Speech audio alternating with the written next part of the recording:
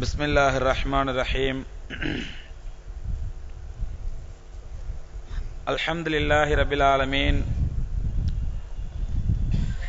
வஸ்ஸலாத்து வஸ்ஸலாம் அலா சய்யிதில் முர்சலீன் வ அலா ஆலிஹி வ அஸ்ஹாபிஹி அஜ்மஈன். அம்மா பாத். கண்ணியத்திற்குரிய சகோதரர்களே, பெரியோர்களே, தாய்மார்களே, அளவிலா கருணையும் நிகரிலா கிருபையும் கொண்ட எல்லாம் வல்ல அல்லாஹ் ரப்புல் ஆலமீனுடைய பேரருளாலும் பெருங்கிருபையாலும் சத்திய சஹாபாக்களுடைய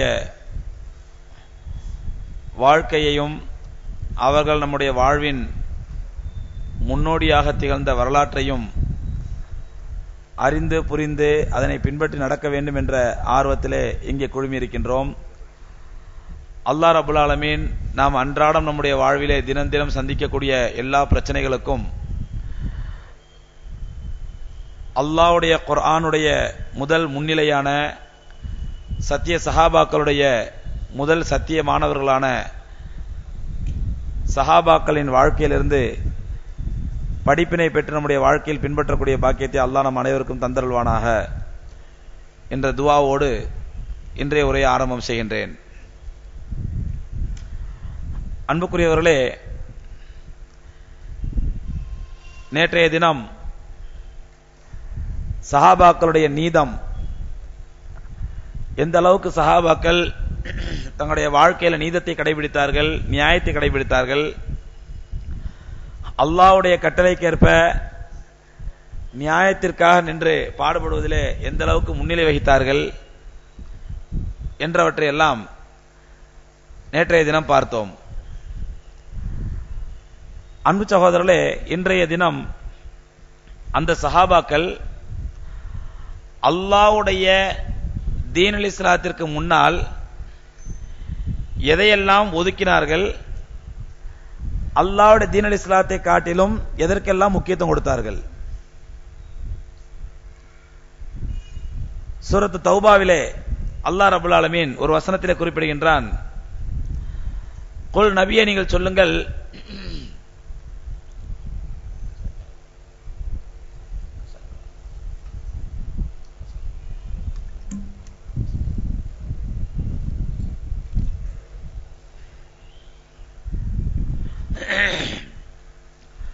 குல் நபியே நீங்கள் சொல்லுங்கள், இன்கான ஆபாவுக்கும் வ அப்னாவுக்கும் வ இஹ்வானுக்கும் வ அஷீரத்துக்கும் வ அம்வாலுன் இக்தரஃப்துமூஹா வ திஜாரத்துன் தக்ஷௌன கஸாதஹா வ மசாகின தரலௌனஹா அஹப்ப இலைக்கும் மினல்லாஹி வ ரசூலிஹி வ ஜிஹாதின் ஃபீ ஸபீலிஹி ஃபதரப்பஸு ஹத்தா யாத்தி அல்லாஹ் பி அம்ரிஹி வல்லாஹு லா யஹ்தில் கௌமல் ஸாலிமீன். இந்த வசனத்தில் அல்லாஹ் என்ன சொல்றான் அப்படின்னு சொன்னா, 8 விஷயங்கள், எந்தெந்த விஷயங்கள் மனிதனுடைய வாழ்க்கையிலே மனிதன் விரும்புவானோ, அதிகமாக விரும்புவானோ, அந்த 8 விஷயங்களை அல்லாஹ் குறிப்பிடுகின்றான். என்ன 8 விஷயங்கள்?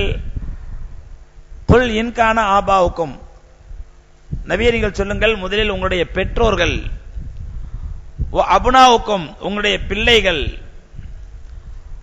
வ அஸ்வாஜுக்கும் உங்களுடைய மனைவிமார்கள், வ இஹ்வானுக்கும் உங்களுடைய சகோதரர்கள், வ அஷீரத்துக்கும் உங்களுடைய உறவினர்கள், வ அம்பாலுன் இக்தரஃப்துமூஹா நீங்கள் சேர்த்து வைத்திருக்கக்கூடிய செல்வங்கள், வ திஜாரத்துன் தக்ஷௌன கஸாதஹா எங்கே நஷ்டம் ஏற்பட்டு விடுமோ என்று பயந்து பயந்து நீங்கள் செய்கிறீர்களே அந்த வியாபாரங்கள், வ மசாகின தரலௌனஹா நீங்கள் சந்தோஷப்பட்டு திருப்தி அடைந்து பொருந்தி கட்டியிருக்கின்றீர்களே உங்களுடைய வீடுகள். 8 விஷயங்கள் அல்லாஹ் சொல்றாங்க. அப்படிங்க, உங்களுடைய பெற்றோர்கள், உங்களுடைய பிள்ளைகள், உங்களுடைய மனைவிமார்கள், உங்களுடைய சகோதரர்கள், உங்களுடைய குடும்பத்தினர்கள், நீங்கள் சேமித்து வைத்த செல்வங்கள், நீங்கள் பயந்து பயந்து செய்யக்கூடிய வியாபாரங்கள், நீங்கள் கட்டியிருக்கக்கூடிய திருப்தி அடையக்கூடிய வீடுகள், இந்த 8 அம்சங்களும் அஹப்ப இலைக்கும் மினல்லாஹி வ ரசூலிஹி வ ஜிஹாதின் ஃபீ ஸபீலிஹி அல்லாஹ்வை காட்டிலும், அல்லாஹ்வுடைய ரசூல் ஸல்லல்லாஹு அலைஹி வஸல்லம் அவர்களை காட்டிலும், அல்லாஹ்வுடைய பாதையிலே நீங்கள் பாடுபடுவதை காட்டிலும், இந்த 8ம் இந்த 3ஐ காட்டிலும், அல்லாஹ்வை காட்டிலும், அல்லாஹ்வுடைய தூதரை காட்டிலும், அல்லாஹ்வுடைய பாதையிலே பாடுபடுவதை காட்டிலும் அஹப்ப இலைக்கும் உங்களுக்கு ஓப்பானதாக பிரியமானதாக இருக்குமேயானால், அல்லாஹ்வை காட்டிலும் இந்த 8 உங்களுக்கு பிரியமானது, அல்லாஹ்வுடைய ரசூலை காட்டிலும் இந்த 8 உங்களுக்கு பிரியமானது, அல்லாஹ்வுடைய பாதையிலே ஜிஹாது செய்வதை காட்டிலும் பாடுபடுவதை காட்டிலும் இந்த 8 உங்களுக்கு பிரியமானது. எந்த 8ஐ மனிதன் பொதுவாக அதிகமாக நேசிப்பானோ, மனைவி, மக்கள், பிள்ளைகள், பெற்றோர்கள், சகோதரர்கள், உறவினர்கள், சேர்த்து வைத்த செல்வங்கள், கட்டி அழகு பார்க்கக்கூடிய வீடுகள், பயந்து பயந்து செய்யக்கூடிய வியாபாரங்கள், இந்த 8 அம்சங்களும் அல்லாஹ்வை காட்டிலும் அல்லாஹ் ரசூலை காட்டிலும் அல்லாஹ்வுடைய பாதையிலே ஜிஹாது செய்வதை காட்டிலும் அஹப்ப இலைக்கும் உங்களுக்கு ஓப்பானதாக பிரியமானதாக இருந்தால், ஃபதரப்பசு ஹத்தா யாத்தி அல்லாஹு பிஅம்ரி, அல்லாஹ்வுடைய அதாப் இறங்குவதை எதிர்பாருங்கள். அல்லாஹ்வுடைய அதாப் இறங்குவதை எதிர்பாருங்கள். இன்னல்லாஹ லா யுஹிப்புல் லா யஹ்தில் ஃபாஸிகீன், உங்களை போன்ற பாவிகளுக்கு அல்லாஹ் நேர்வழி காட்ட மாட்டான். அல்லாஹ் ரப்பல் ஆலமீன் சொல்லக்கூடிய ஆயத் இது வசனம் சூரா தௌபால வருது. இங்க அல்லாஹ் சொல்லக்கூடிய கருத்து என்ன? நீங்கள் இயற்கையாக இயல்பாக எதையெல்லாம் அதிகமாக நேசிப்பீர்களோ, மனித குணம் என்ற அடிப்படையில் எதையெல்லாம் அதிகமாக விரும்புவீர்களோ, அவைகள் எல்லாம் உங்களுக்கு அல்லாஹ்வை காட்டிலும் அல்லாஹ் ரசூலை காட்டிலும் அல்லாஹ்வுடைய மார்க்கத்திற்காக பாடுபடுவதை காட்டிலும் 2ஆம் பட்சமாக 3ஆம் பட்சமாகத்தான் இருக்க வேண்டும். இதைத்தான் பெருமானார் ஸல்லல்லாஹு அலைஹி வஸல்லம் அவர்கள் சொன்னார்கள், லா யுமினு அஹதுக்கும் ஹத்தா அகூன அஹப்ப இலைஹி மின் வாலிதிஹி வலதிஹி வன்னாஸ் அஜ்மஈன். உங்களில் ஒருவர் உங்களுடைய பெற்றோரை காட்டிலும் உங்களுடைய பிள்ளைகளை காட்டிலும் உலகத்தில் உள்ள எல்லா மனிதர்களை காட்டிலும் நான் அவருக்கு நேசமானவராக ஆகும் வரை அவர் உண்மையான மூமினாக முடியாது. அதே மாதிரி ரசூலுல்லாஹி இன்னொரு ஹதீஸ் சொன்னாங்க, லா யுமினு அஹதுக்கும் ஹத்தா தகூன ஹவாஹு தபஅல் லிமா ஜிஅது பிஹி. உங்களில் யாரும் ஈமான் கொண்டவராக முஸ்லிமா ஆக முடியாது எதுவரை உங்களுடைய மனோ இச்சை நான் கொண்டு வந்த மார்க்கத்தை பின்பற்றாதோ அதுவரை. ஆக உங்களுடைய ஆசைகளும் இச்சைகளுமே கூட இந்த மார்க்கத்தை தான் பின்பற்றக்கூடியதாக இருக்க வேண்டும் பெருமானார் ஸல்லல்லாஹு அலைஹி சொல்றாங்க. அப்ப அந்த அளவுக்கு அல்லாஹ்வுடைய தீனுல் இஸ்லாத்தை காட்டிலும் அல்லாஹ்வுடைய மார்க்கத்தை காட்டிலும் அல்லாஹ்வுடைய ஹபீப் ஸல்லல்லாஹு அலைஹி வஸல்லம் அவர்களை காட்டிலும் ஒரு மூமினுக்கு எதுவுமே ஓப்பானதாக இருக்கக்கூடாது. அதுதான் ஈமானுடைய அடையாளம். நீங்க நம்மள கொஞ்சம் யோசிச்சு பாருங்க, நம்ம இந்த நிலைமையில் இருக்கிறோமா? அல்லாஹ் நம்மிடத்தில் எதிர்பார்ப்பது இப்படிப்பட்ட ஒரு சிஃபத்தை, ஒரு தன்மை அல்லாஹ் நம்மிடத்தில் எதிர்பார்க்கின்றான். நீங்க வளமையாக விரும்பக்கூடிய இந்த அனைத்தை காட்டிலும் அல்லாஹ்வுடைய இந்த விஷயங்கள், இந்த 3 விஷயங்கள் உங்களிடத்திலே ஓப்பானதா இருக்கிறதா, நம்மிடத்திலே ஓப்பானதா இருக்கின்றதா என்று இங்கே நாம் சிந்திக்க கடமைப்பட்டிருக்கின்றோம். அல்லாஹ்வுடைய மார்க்கமா என்னுடைய வியாபாரமா என்று பார்த்தால், நம்ம எத்தனை பேர் அல்லாஹ்வுடைய மார்க்கம் தான் எனக்கு முக்கியம், என்னுடைய வியாபாரம் 2ஆம் பட்சம் தான், எத்தனை பேர் நினைக்கின்றோம்? என்னுடைய வியாபாரத்தை பத்தி எனக்கு கவலை இல்லைங்க, அல்லாஹ்வுடைய தீனுல் இஸ்லாம் தான் எனக்கு முக்கியம் என்று எத்தனை பேர் நினைக்கின்றோம்? அப்படி நினைத்தால், அல்லாஹ்வுடைய தீனுல் இஸ்லாம் தான் எனக்கு முக்கியம் என்று நினைத்தால், நாம் நம்முடைய வியாபாரத்தில் வட்டியை கலக்க விடுவோமா? அல்லாஹ் தடை செய்த வட்டியை நம்முடைய வியாபாரத்தில் கலப்படம் செய்வோமா? அல்லது அல்லாஹ் ஃபர்லாக்கிய ஜகாத்தை கணக்கு பார்த்து கொடுக்காமல் இருப்போமா? அல்லது அல்லாஹ் ஃபர்லாக்கிய 5 வேளை தொழுகையை அற்பமான நம்முடைய வியாபாரத்திற்காக பலி கொடுப்போமா?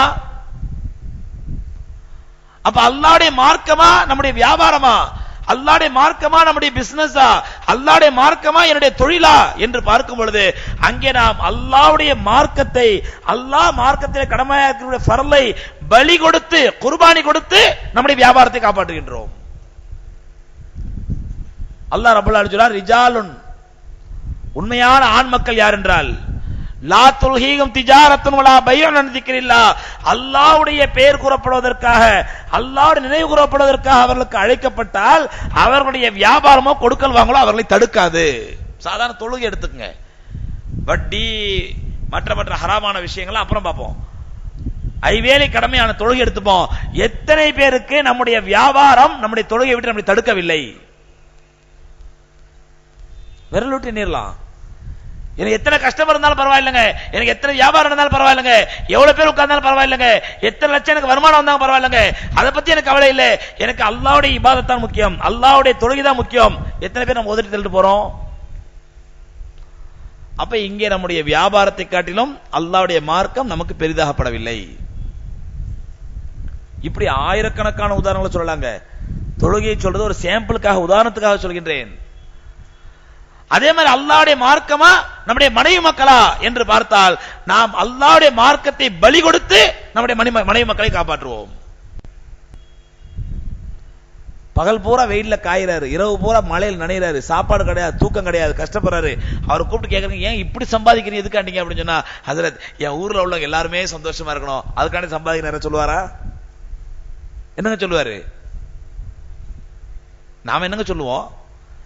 ஏன்பா இப்படி சாப்பாடு இல்லாம தூக்கம் இல்லாம லாப்பால கஷ்டப்பட்டு சம்பாதிக்கிறீங்க, எதுக்காண்டி சம்பாதிக்கிறீங்க என்ன சொல்லுவோம் பதிலு? என்னங்க, எங்க தெருல உள்ளவங்க, எங்க அக்கம் பக்கத்து வீட்டுக்காரங்க எல்லாரும் சந்தோஷமா திருப்தியா இருக்கணும், அதுக்காண்டி சம்பாதிக்கணும் சொல்லுவோமா? ஏன் மனைவி மக்கள் நல்லா இருக்கணும், ஏன் மனைவி மக்கள். அப்ப அந்த மனைவி மக்களின் மீது உள்ள பாசம் இவரை எப்படிப்பட்ட பாவத்தை செய்ய தூண்டுகிறது என்றால், ஹராமான வியாபாரம் செய்யவும் தூண்டுகின்றது. அவ்வா அல்லாஹ்வால் தடை செய்யப்பட்ட பக்க ஹராமான வியாபாரம் என்று தெரியும். இது வட்டி பொருள் என்று தெரியும், வட்டி வியாபாரம் தெரியும், லஞ்சம் கொடுக்கிற வியாபாரம் தெரியும், போதைப் பொருள் கடத்தக்கூடிய ஹராமான வியாபாரம் தெரியும். அது என்ன வியாபாரம்? அந்த பவுடருக்கு பேர் கெட்டமின் பவுடருக்கு, சுனாமி வியாபாரமா? சுனாமி வியாபாரம். அது என்ன பலா பிடிச்ச வியாபாரம் தெரியல. நல்லா தெரியும் ஹராமான வியாபாரம் சொல்லி ஒரு சமுதாயத்தை அழிக்கின்றோம், ஒரு நாட்டினுடைய இளைஞர்களை அழிக்கின்றோம், இளைய சமுதாயத்தை போதைக்கு அடிமையாக்கி நாம் அவர்களுடைய எதிர்காலத்தை பாழாக்குகின்றோம். எதற்காக? நம்முடைய மனைவி மக்கள் நல்லா இருக்கணுங்கிறதுக்காக.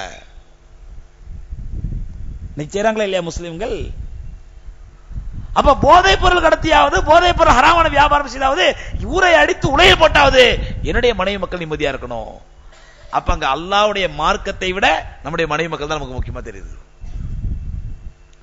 கண்ணியத்துக்குரியவர்களே, இந்த நிலையில் தான் அல்லாஹ் ரப்பல் ஆலமீன் சத்திய சஹாபாக்கள் எப்படி இருந்தார்கள்,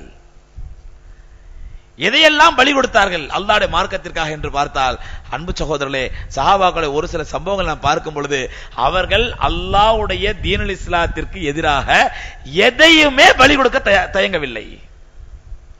எதை வேணாலும் பலி கொடுத்தாங்க, எதை வேணாலும் அவர்கள் தியாகம் பண்ணாங்க, அல்லாஹ்வுடைய மார்க்கத்தை விட்டு கொடுக்க தயாராக இல்லை. இன்னைக்கு சாதாரணமா தாடி விஷயம் என்னங்க, சாதாரண தாடி விஷயம் ஒன்னில கையை கால சும்மா வச்சுட்டு சும்மா இருந்தாலே போதும், அதுவா வளர்ந்துடும். நம்மளுக்கு உரம் போட்டு வளர்க்கணுங்கிற அவசியம் இல்லை, அதுக்கு உரம் போட்டு மருந்து அடிச்சு பூச்சி மருந்து அடிச்சு அப்படிலாம் அவசியம் இல்லை. நம்ம கையும் காலச்சு சலாமத்தா இருந்தா போதும், அதுவா வளரும். அந்த தாடி விஷயம் ரசூலுல்லாஹி ஸல்லல்லாஹு அலைஹி வஸல்லம் ஒரு சுன்னத்தை நாம் பலி கொடுக்கின்றோம் நம்முடைய மனைவி மக்களுக்காக, நம்முடைய வியாபாரத்திற்காக, நம்முடைய தொழிலுக்காக இல்ல ஹஜ்ரத். அது தாடி வச்சோம்டா அது பிசினஸ்ல நமக்கு இடையூறு ஏற்படுது, பிரச்சனை வருது. பிசினஸ்ல நம்மள ஒரு இது மாதிரி பாக்குறாங்க, நம்மள பாயின் கண்டுபிடிச்சிடுறாங்க. அப்ப உலக மோகம், உலக ஆசை, இதைத்தான் ரப்பல் ஆலமீன் சொல்கிறான். இந்த எட்டும் உங்களுடைய மனைவி மக்கள் பெற்றோர்கள் வியாபாரம் கொடுக்கல் வாங்கல் அல்லாஹ் நம்முடைய பல்ஸ் பிடிச்சு பாச்சு, எதற்கெல்லாம் நம்ம அல்லாஹ் தியாகம் பண்ணுவோம், எதற்கெல்லாம் அல்லாஹ் ரசூலை தியாகம் பண்ணுவோம், அல்லாஹ் கிளீனா சொல்றான். இன்னைக்கு எந்த அளவுக்கு இது ஆயிரக்கணக்கான உதாரணங்கள் அடிக்கிட்டே போலாங்க. பெரிய ஆஜியாரா இருப்பாரு, பெரிய பள்ளியாசல் முத்தவலியா இருப்பாரு, பெரிய அஜர்த்தா இருப்பாரு, 4 பேருக்கு மத்தியில் பஞ்சாயத்து பண்ணக்கூடிய அளவுக்கு பெரிய ஒரு நல்ல ஒரு தலைவரா இருப்பாரு. ஆனா அவங்க வீட்டு விசேஷம் கல்யாணம் வந்துட்டா முதல்ல பலி கொடுக்கிறது யாருங்க? அல்லாஹ்வையும் அல்லாஹ் ரசூலையும் குர்ஆனையும் ஹதீஸையும் தான் பலி கொடுப்பாரு. முதல்ல கூப்பிடுற அல்லாஹ் இங்க வா, ஒரு 6 மாசத்துக்கு என் வீட்டு பக்கம் தலை வச்சு படுத்துறாத. ரசூலுல்லாஹ் இங்க வாங்க, ஒரு கல்யாணம் முடிகிற வரைக்கும் வீட்டு வச்சு தலை வச்சு படுத்துறாதீங்க. குர்ஆனே இங்க வா, ஹதீஸே இங்க வா, யாரும் என் வீட்டு பக்கம் வந்துடாதீங்க ஒரு 6 மாசத்துக்கு கல்யாணம் முடிக்கிற வரைக்கும். அப்ப அங்க என்ன ஆகுதுன்னு சொன்னா, நீங்க சொல்றதுலாம் கரெக்ட் தான், அது குடும்ப பழக்கம். அப்ப அல்லாஹ்வுடைய மார்க்கம் பலி கொடுக்கப்படுகிறது குடும்ப பழக்கத்திற்காக. அல்லாஹ்வுடைய மார்க்கம் பலி கொடுக்கப்படுகிறது நம்முடைய அற்பமான ஆசைகளுக்காக. என்னாச்சியார் இவ்வளவு பெரிய மனுஷன், உங்க வீட்டுல போய் மாப்பிள்ளையும் பொண்ணுக்கும் இப்படி நெருப்ப காட்டி ஆராதனை எடுக்கிறீங்களா, தீப ஆராதனை, இது எந்த இடத்துல நியாயம்? क्या हजरत करना, ये और लोंडियां करते सो औरतां करते सो क्या करना? இந்த பொம்பளைங்க பண்றதுங்க சொன்ன பேச்சு எங்க கேக்குதுங்க ஹசரத்.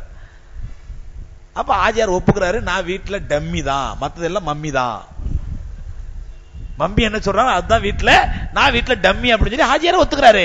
அப்ப அங்கே நம்முடைய வீட்டு பெண்களுக்காக, நம்முடைய குடும்பத்து பெண்களுக்காக அல்லாஹ்வுடைய மார்க்கத்திலே ஹராமாக்கப்பட்ட காரியமாக இருந்தாலும் கூட நாம் அந்த ஹராமை செய்கின்றோம் நம்முடைய மனைவி மக்களுக்காக, குடும்பத்தில் பெண்களுக்காக. அருமை சகோதரர்களே, இந்த நிலையில் தான் சத்திய சஹாபாக்களுடைய சூழ்நிலை எப்படி இருந்துச்சு? அவர்கள் அல்லாஹ்வுடைய மார்க்கத்திற்காக தங்களுடைய தந்தையை, பெற்ற தந்தையை கொல்ல தயங்கவில்லை. இப்படி சொன்னா என்ன, கொஞ்சம் கூட ஈவு இரக்கம் இல்லாத காட்டு மிராண்டிகளா இருந்தாங்களா சஹாபாக்கள்? பெற்ற தந்தையை கொண்டாங்களா? அவர்களுக்கு அல்லாஹ்வுடைய மார்க்கத்திற்கு முன்னால் வேற எந்த கொம்பனும் அவர்களுக்கு பெரியதாக தெரியவில்லை. அல்லாஹ்வுடைய கட்டளைக்கு முன்னால் ஒரு யாருமே பெரியதாக தெரியவில்லை. அதனால் தன்னுடைய தந்தை காஃபிரா இருக்கின்றார், அவர் இஸ்லாத்தை ஏற்றுக்கொள்ளவில்லை, அல்லாஹ்வுடைய மார்க்கத்துக்கு ஊறு விளைவிக்கிறார் பொழுது தன்னுடைய தந்தையாகவே இருந்தாலும் கூட அவர்களை கொல்ல தயாராக இருந்தார்கள் சஹாபாக்கள். அப்ப அந்த தந்தை பாசம் குறுக்க வந்து விடல, அல்லாஹ்வின் மீது பிரியம், அல்லாஹ்வின் மீது நேசம், இது மட்டும் தான் அவளுக்கு முன்னாடி வந்துடுச்சு. அல்லாஹ்வுடைய மார்க்கத்தின் மீது பற்று, இது மட்டும் தான் முன்னாடி வந்துடுச்சு. ஆனா இன்னைக்கு அன்னைக்கு சஹாபாக்கள் இன்ஷா அல்லாஹ் கடைசியில வரும். அது என்னன்னு சொன்னா, இப்படிலாம் சஹாபாக்கள் நல்ல குணங்கள்லாம் இருந்தது, என்னென்ன குணங்கள்லாம் சொல்லிட்டு வந்து கடைசியா இந்த குணங்கள் இருந்ததுனால அவங்க உலகத்தில் என்னென்ன சாதிச்சாங்க,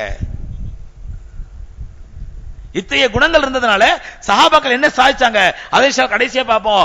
அன்பு சகோதரர்களே, அந்த சஹாபாக்களால் சாதிக்க முடிந்ததை அவர்களை விட பன்மடங்கு எண்ணிக்கையில் இருக்கக்கூடிய நாமளால இன்னைக்கு ஏன் சாதிக்க முடியல? அன்னைக்கு 313 சஹாபாக்கள், உலகத்தில் ஒட்டுமொத்த முஸ்லிம்களே அத்தனை பேர் தான். பெருமானார் ஸல்லல்லாஹு அலைஹி வஸல்லம் அல்லாஹ்ட்ட அழுதல் சஜ்ஜால கிடந்து துஆ செய்தாங்க, யா அல்லாஹ் இன் துகலப ஹாதிஹில் சரியா, இந்த சிறிய கூட்டம் தோற்கடிக்கப்படுமேனால் லன் துஅபத் அலல் அர்தி அபதா, இனி கியாமத் நாள் வரையில் அல்லாஹ் உன்னை வணங்குறதுக்கு பூமியில ஆள் இருக்காது. அன்னைக்குள்ள ஒட்டுமொத்த முஸ்லிம்கள் எத்தனை பேர் தான்? வெறும் 313 பேர் தான். இவர்கள் தோற்கடிப்பட்டு இந்த 313 பேர் மூத்தாயிட்டாங்கடா, இனி கியாமத் நாள் யா அல்லாஹ் உன் பேரை சொல்றதுக்கு ஆள் இல்ல, உன்னை வணங்குறதுக்கு ஆள் இல்ல, அழுதழுது கேட்டாங்க.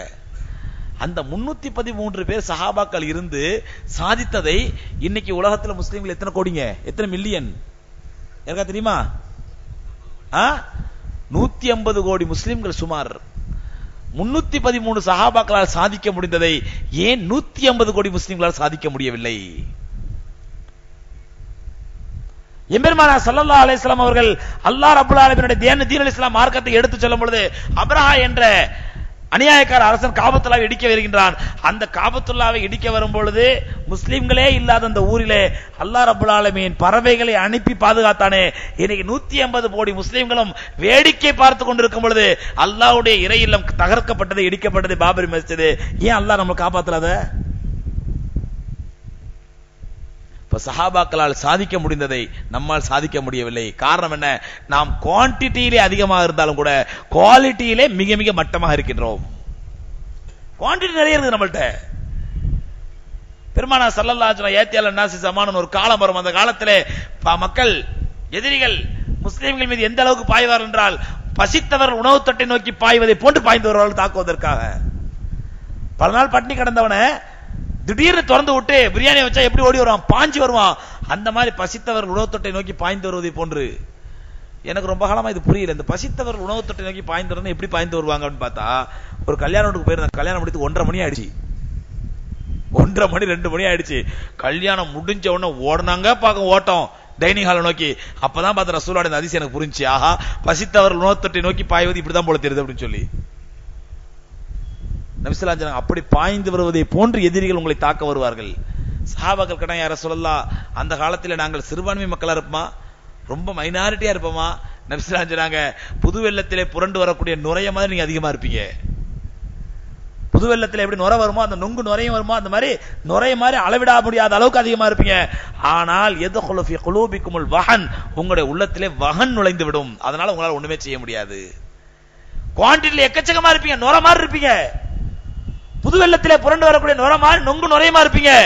ஆனால் உங்களால் ஒண்ணுமே செய்ய முடியாது. எதனால? யதுகுலு ஃபீ குலூபிக்குமுல் வஹன், உங்களுடைய உள்ளங்களிலே வஹன் நுழைந்து விடும். சஹாபாக்கள் கேட்டாங்க, வமல் வஹன் யா ரசூலல்லாஹ், அல்லாஹ்வுடைய தூதர் அவர்களே வஹன் என்றால் என்ன?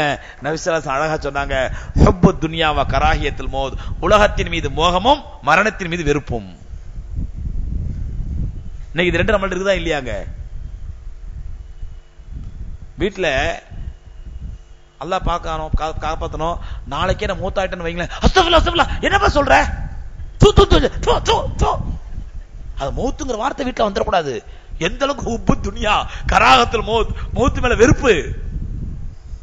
இது வீட்டுல பொம்பளை இல்லைங்க, சாதாரண ஒருத்தர் அஜயார் இந்த உங்களுக்கு 50 ரூபா தரணும் பிடிங்க அப்படிங்கிறோம் ஒருத்தட்ட. அட என்ன அவசரம் லேட்டா தானே, அட வெளியே போறேன் வரத்துல மௌத்தாயிடுறா, அது அஸ்தக்ஃபிருல்லாஹ் அஸ்தக்ஃபிருல்லாஹ். ஏன் இந்த மாதிரி வார்த்தை சொல்றீங்க? அந்த வார்த்தை சொல்லக்கூடாது. ஒரு பேஜ் சொல்ல வச்சுங்க, அட வெளியே போறாங்க வரத்துல மூத்தா போயிட்டோம் என்னங்க பண்றது, தூ தூ தூ நௌதுபில்லா நௌதுபில்லா, ஏன் இப்படி சொல்றீங்க, கெட்ட வார்த்தை சொல்றீங்க. மௌத்துன்னு சொல்றதே கெட்ட வார்த்தை. அப்ப அந்த கராஹியத்துல் மௌத், மரணத்தின் மீது வெறுப்பு, ஹுப்பு துனியா, உலகத்தின் மோகம் சொல்லி தர வேண்டிய அவசியமே இல்லை. பெருமானார் ஸல்லல்லாஹு இந்த ரெண்டு எப்போ உங்க உள்ளத்துல நுழைந்து விடுமோ புகுந்து விடுமோ அந்த நேரத்திலே எதிரிகள் உங்களை பசித்தவர் உணர்த்தொட்டி நோக்கி பாய்ந்து வருவதை போன்று பாய்ந்து வந்து தாக்குவார்கள். உங்களால் தடுக்க முடியாது, தற்காத்துக் கொள்ள முடியாது. காரணம் அல்லாஹ்வுடைய மார்க்கத்தை விட மற்ற எல்லாம் நமக்கு பெருசா இருக்குது. அல்லாஹ்வுடைய மார்க்கத்தை விட மற்ற எல்லாம் நமக்கு உயர்வா தெரியுது. அல்லாஹ்வுடைய மார்க்கத்தை விட மற்ற அனைத்து நமக்கு முக்கியமா தெரியுது. நாம் எந்த ஒன்றுக்காவது எதையாவது பலி கொடுப்பதா இருந்தால் முதல் பலிகடா எதுதான்? எதுதாங்க? அல்லாஹ்வுடைய மார்க்கம் தான். அப்படி இருக்குதா இல்லையா? ஹஜ்ரத் என்ன ஹஜ்ரத் என்னென்னமோ சொல்லிட்டு இருக்கீங்க, நாங்கெல்லாம் அப்படி இல்லை எங்கேயோ நடக்குது சொல்லிட்டு இருக்கீங்க, அப்படிதான் உண்டா? நான் சொல்றது உண்மைதானங்க, உண்மை இல்லையா? நிறைய பேருக்கு நான் சொன்னதுல திருப்தியே இல்லை போல தெரியுது, நான் சொல்றது உடன்பாடு இல்லை போல தெரியுது. கண்ணியத்திற்குரியவர்களே, சத்திய சஹாபாக்கள் எப்படி இருந்தார்கள் அவருடைய வாழ்க்கையிலே? ஹஜ்ரத் அபூ உபைதா பின் ஜர்ராஹ் ரலியல்லாஹு தஆலா அன்ஹு மிக பிரபலமான சஹாபி. சொர்க்கத்தினுடைய சுப செய்தி சொல்லப்பட்ட 10 பேரில் ஒருத்தர். ஹஜ்ரத் அபூபக்கர் சித்திக் ரலியல்லாஹு தஆலா அன்ஹு அவர்களை கலீஃபாவா தேர்ந்தெடுக்கும் பொழுது அபூபக்கர் சித்திக் யார் கையை கட்டினாங்க? அபூ உபைதாவை கையை கட்டினாங்க. அபூ உபைதா நீங்க கலீஃபாவை எடுத்துங்க, ஏன்னா லிகுல்லி கௌமின் அமீனுன் ஃபஹாதி அமீனு ஹாதிஹில் உம்மா அபூ உபைதா. ஒவ்வொரு சமுதாயத்திற்கும் ஒரு நாணயஸ்தர் உண்டு, என்னுடைய உம்மத்தினுடைய நாணயஸ்தர் அபூ உபைதா ரசூலுல்லாஹ் சொன்னாங்க. அந்த சமுதாயம் சொன்னாங்க உங்களுக்கு. அந்த அபூ உபைதா பின் ஜர்ராஹ் ரலியல்லாஹு தஆலா அன்ஹு பத்ர் போர்ல வேகமா போரிட்டு இருக்காங்க, எதிரில விரட்டி கொண்டுட்டு இருக்காங்க. அந்த நேரத்தில் அவங்களுடைய தந்தை குறுக்க வர்றாரு. அவர் எதிரி தரப்புல இருக்கிறாரு. அவர் யாரை கொல்ல வர்றாரு? இவங்க எந்த எதிரிய வெட்ட போவாங்களோ உடனே அவர் தந்தை குறுக்க வந்து என்ன பண்ணுவாரு, அந்த எதிரி காப்பாத்தி விட்டுட்டு மகனை வெட்ட வருவாரு. அபூ உபைதா பார்த்தாங்க, சரி தந்தையாச்சு அப்படின்னு சொல்லி டக்குனு விட்டு இன்னொரு எதிரிட்ட போவாங்க.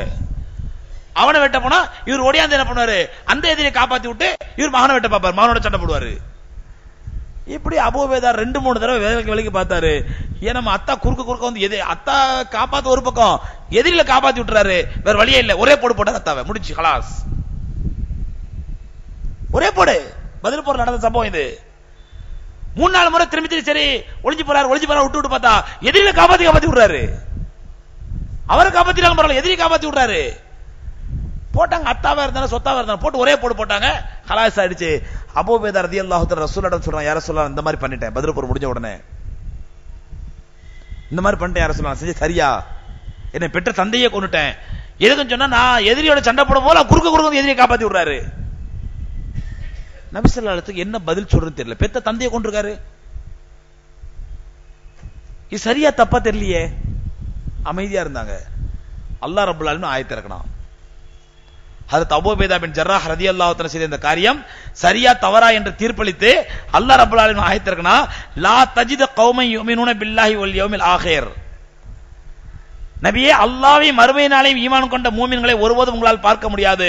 யுவாதூன மன் ஹாதல்லாஹு வ ரசூலஹு, அல்லாஹ்வுடனும் அல்லாஹ் ரசூலுடனும் யார் அவர்கள் துரோகம் கொள்கிறார்களோ சண்டையிடுகிறார்களோ அவர்களோடு உண்மையான மூமின்கள் முஹப்பத் வைக்கக்கூடியவர்களாக உங்களால் பார்க்க முடியாது.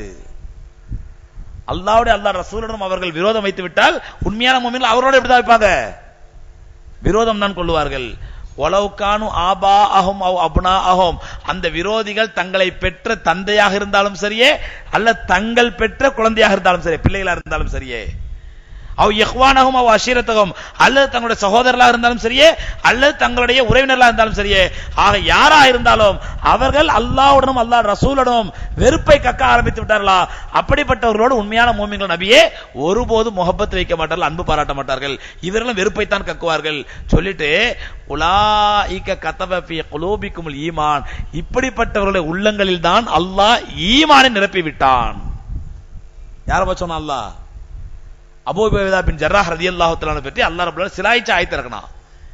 அவருடைய உள்ளங்களில் ஈமான் நிரம்பி இருக்கின்றது. அவங்க அல்லாஹ்வுடன் அல்லாஹ் ரசூலுடன் யார் வெறுப்பு கொள்ள ஆரம்பித்து விட்டார்களோ அத்தகையோரோடு இவர்கள் நட்பு பாராட்ட மாட்டார்கள். அதாங்க மூமின்களை பத்தி அல்லாஹ் சொல்றான், முஹம்மது ரசூலுல்லாஹ், முஹம்மது ஸல்லல்லாஹு அலைஹி வஸல்லம் அல்லாஹ்வுடைய தூதர். வல்லதீன ஆமனு மஅஹு அஷித்தாஉ அலல் குஃபார் ரஹமாஉ பைனஹும். சூரத்துல் ஃபத்ஹ்ல அல்லாஹ் சொல்றான், அவருடன் ஈமான் கொண்ட மூமின்கள் இருக்கிறார்களே காஃபிர்கள் விஷயத்தில் அவ்வளவு ஸ்ட்ரிக்டா இருப்பாங்க, கடினமா இருப்பார்கள். ரஹமாஉ பைனஹும், ஆனால் தங்களுக்கு மத்தியில் அன்போடு இருப்பார்கள். இரண்டாவது, காஃபிர் என்னைக்கு காஃபிர் தான். மனிதநேயம் என்பது வேறு, அவர் மீது அன்பு பாராட்டுவது என்பது வேறு, அவருக்கு உதவி ஒத்தாசை செய்வது என்பது வேறு. ஆனால் அவருடைய குஃப்ருடைய கொள்கையை எந்த சூழ்நிலையிலும் ஒரு மூமினால் சகித்துக் கொள்ள முடியாது, சகித்துக் கொள்ளவும் கூடாது. ஆனா இன்னைக்கு பெரிய வேதனை என்ன அப்படின்னு சொன்னா, இன்னைக்கு நாம அல்லாஹ்வையும் அல்லாஹ் ரசூலையும் பகைத்துக் கொள்ளக்கூடிய ஒரு காதியானியாக இருந்தாலோ காஃபிர்களை விட்டுருவோம், அல்லது அல்லாஹ்வையும் அல்லாஹ் ரசூலையும் கேவலப்படுத்தக்கூடிய 19 குரூப்பா இருந்தாலோ பாக்குறோமா இல்லையா, அவர்களோடு கூடி குழாவுகின்றோம். காதியானி எவ்வளவு கேவலமானவர்கள், எவ்வளவு அசுத்தமானவர்கள், நஜிஸானவர்கள். கண்மணி நாயகம் ஸல்லல்லாஹு அலைஹி வஸல்லம் அவர்களை எந்த அளவுக்கு இழிவுபடுத்தினான் மிர்சா குலாம் அஹ்மத் காதியானி. தன்னை அல்லாஹ் நபி என்று மட்டும் சொல்லவில்லை, மிக மிக கேவலமாக அல்லாஹ்வை கேவலப்படுத்தினான். மே அல்லாஹ் கா பீவி ஹோம் என்று சொன்னான், நான் அல்லாஹ்வுடைய மனைவின்னு சொன்னான். ரூஹானி கஸாயின்ல காதியானி மிர்சா குலாம் அஹ்மத் காதியானி சொல்றான், நான் அல்லாஹ்வுடைய மனைவி, அல்லாஹ் தன்னுடைய ஆண்மையை என் மீது நிரூபித்தான். என்னங்க அர்த்தம் அதுக்கு? நான் அல்லாஹ்வுடைய மனைவி, அல்லாஹ் தன்னுடைய ஆண்மையை என் மீது கொண்டு செலுத்தினான், என் மீது காட்டினான் தன்னுடைய ஆண்மையை. முझे மாஹ்வாரி ஹோத்தி ஹே, இதே வார்த்தை எந்த காதியானி எங்கேயாவது என்றது கேட்கறேன், எடுத்து காட்டுறேன், ஆதாரத்தை எடுத்து காட்டுறேன். முझे மாஹ்வாரி ஹோத்தி ஹே, எனக்கு மாதவிடாய் ஏற்படுகின்றது இவன் சொல்றான், இந்த மிர்சா குலாம் அஹ்மத் காதியானி. ஏன்னா இவன் அல்லாஹ்வுடைய பொண்டாட்டியான்.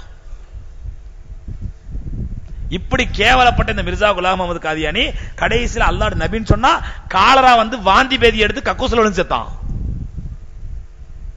காலரால செத்தான், வாந்தி பேதி வந்து கக்கூஸ்ல விழுந்து செத்தான்.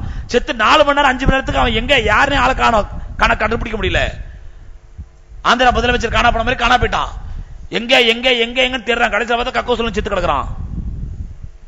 அப்படிப்பட்ட கேவலமான மிர்சா குலாம் அஹ்மத் காதியானியை ரசூல் என்றும் நபி என்றும் ஏற்றுக்கொள்ளக்கூடிய ஒத்துக்கொள்ளக்கூடிய கேவலப்பட்ட காதியானிகளோடு இன்னைக்கு நம்மள பல பேர், ஹசரத் அவனு தாடி வச்சிருக்கான், ஹசரத் அவனு தொப்பி போட்டிருக்கான், ஹசரத். இன்னைக்கு இஸ்ரேல்ல இப்ப பாருங்க, யூதர் நம்மளோட பெரிய தாடி வச்சிருக்கான், பெரிய தொப்பி போட்டிருக்கான். யூதர்கள் அல்லாஹ்வுடைய சாபத்திற்குரிய சமுதாயமான யூதர்கள் நம்மளோட பெரிய தாடி வச்சிருக்காங்க, பெரிய தொப்பி போட்டிருக்காங்க.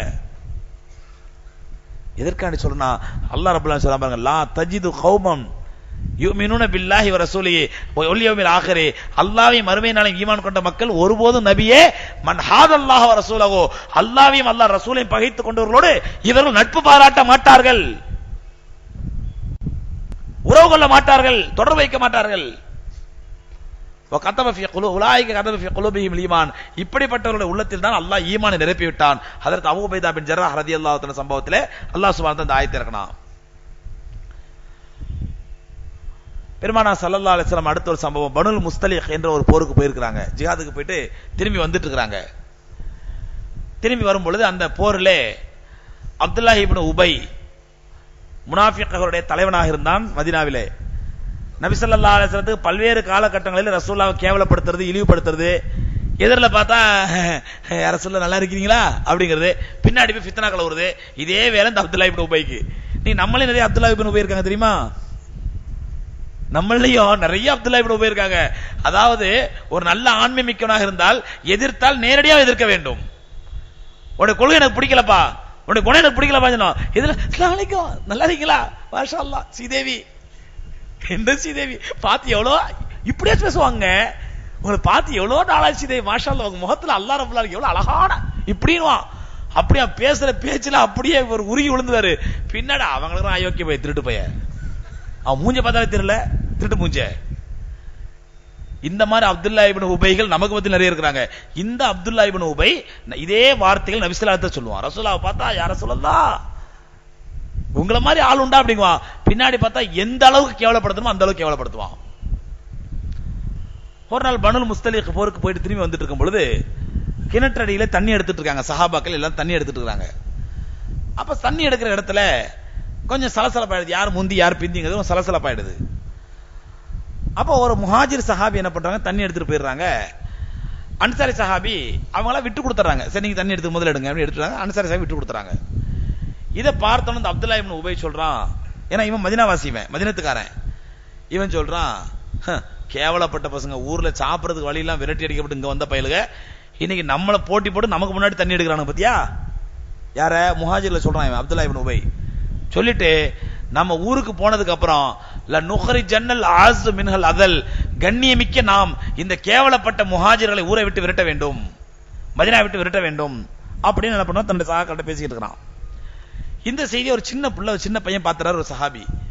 நேரா நபி ஸல்லல்லாஹு அலைஹி வஸல்லம் சொல்றாங்க, யார சொல்லலாம், அப்துல்லா இப்னு உபை இப்படி கேவலமா பேசிட்டு இருக்கிறான், முஸ்லிம்கள்லாம் முஹாஜிர்லாம் கேவலப்பட்டவங்களாம், அவன் மட்டும்தான் ரொம்ப கண்ணியமிக்கவனா அப்படின்னு சொல்லிட்டு இருக்கிறான். அப்படின்ற உடனே நபி ஸல்லல்லாஹு அலைஹி வஸல்லம் அப்துல்லா இப்னு உபை கூப்பிட்டு கேக்குறாங்க, என்ன அப்துல்லா இப்னு உபை இப்படி சொன்னீங்களா அப்படின்ட்டு. அஸ்தக்ஃபிருல்லாஹ் யா ரசூலல்லாஹ், எந்த பாய் உங்கள்ட்ட சொன்னா, என்ன பார்த்தா அப்படியா தெரியுது அப்படின்னு அப்படியே பல்ட்டி அடிச்சான். இதை பார்த்த நபி ஸல்லல்லாஹு அலைஹி வஸல்லம், சரி சொன்ன சின்ன பையன், சரிப்பா இப்பலாம் சொல்ல பாப்பா அப்படின்னு அனுப்பி விட்டாங்க. அல்லாஹ் விடல, அல்லாஹ் விடல.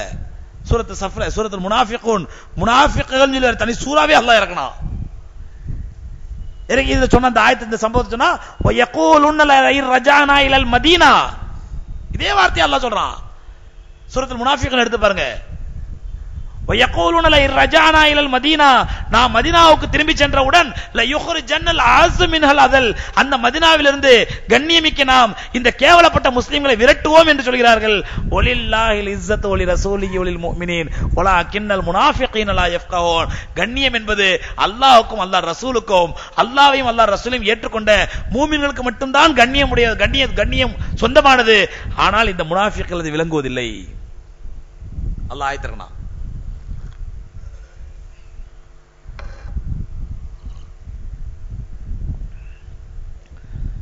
இந்த செய்தியை, இந்த ஆயத்து இறங்கினோட நபி ஸல்லல்லாஹு அலைஹி வஸல்லம் கன்ஃபார்ம் ஆயிடுது, அப்துல்லா இப்னு உபை போய் சொல்லிட்டான் அப்படின்னு சொல்லி. அப்ப சஹாபாக்கள் ரசூலுல்லாஹ் ரொம்ப வருத்தப்பட்டு இருக்காங்க. ஏன் இந்த அப்துல்லா இப்னு உபை இப்படி நம்ம தொந்தரவுப்படுத்துறான், ஏன் இந்த மாதிரி பண்றான் அப்படின்னு வருத்தப்படுறாங்க. இந்த அப்துல்லா இப்னு உபைக்கு ஒரு மகன் இருந்தாங்க, அவங்க பேர் அப்துல்லா. அவங்க சாலிஹான சஹாபி, இஹ்லாஸான சஹாபி. அவங்க என்ன பண்ணாங்க, நேரா தன்னுடைய தந்தையிட்ட போனாங்க. இவ்வளவு பெரிய வாள் எடுத்துட்டு போனாங்க, எடுத்து தந்தையோட கழுத்துல வச்சாங்க. அப்துல்லா இப்னு உபையுடைய மகன் அப்துல்லா ரலியல்லாஹு தஆலா அன்ஹு தந்தையுடைய கழுத்துல வச்சாங்க. வச்சுட்டு சொன்னாங்க, நீ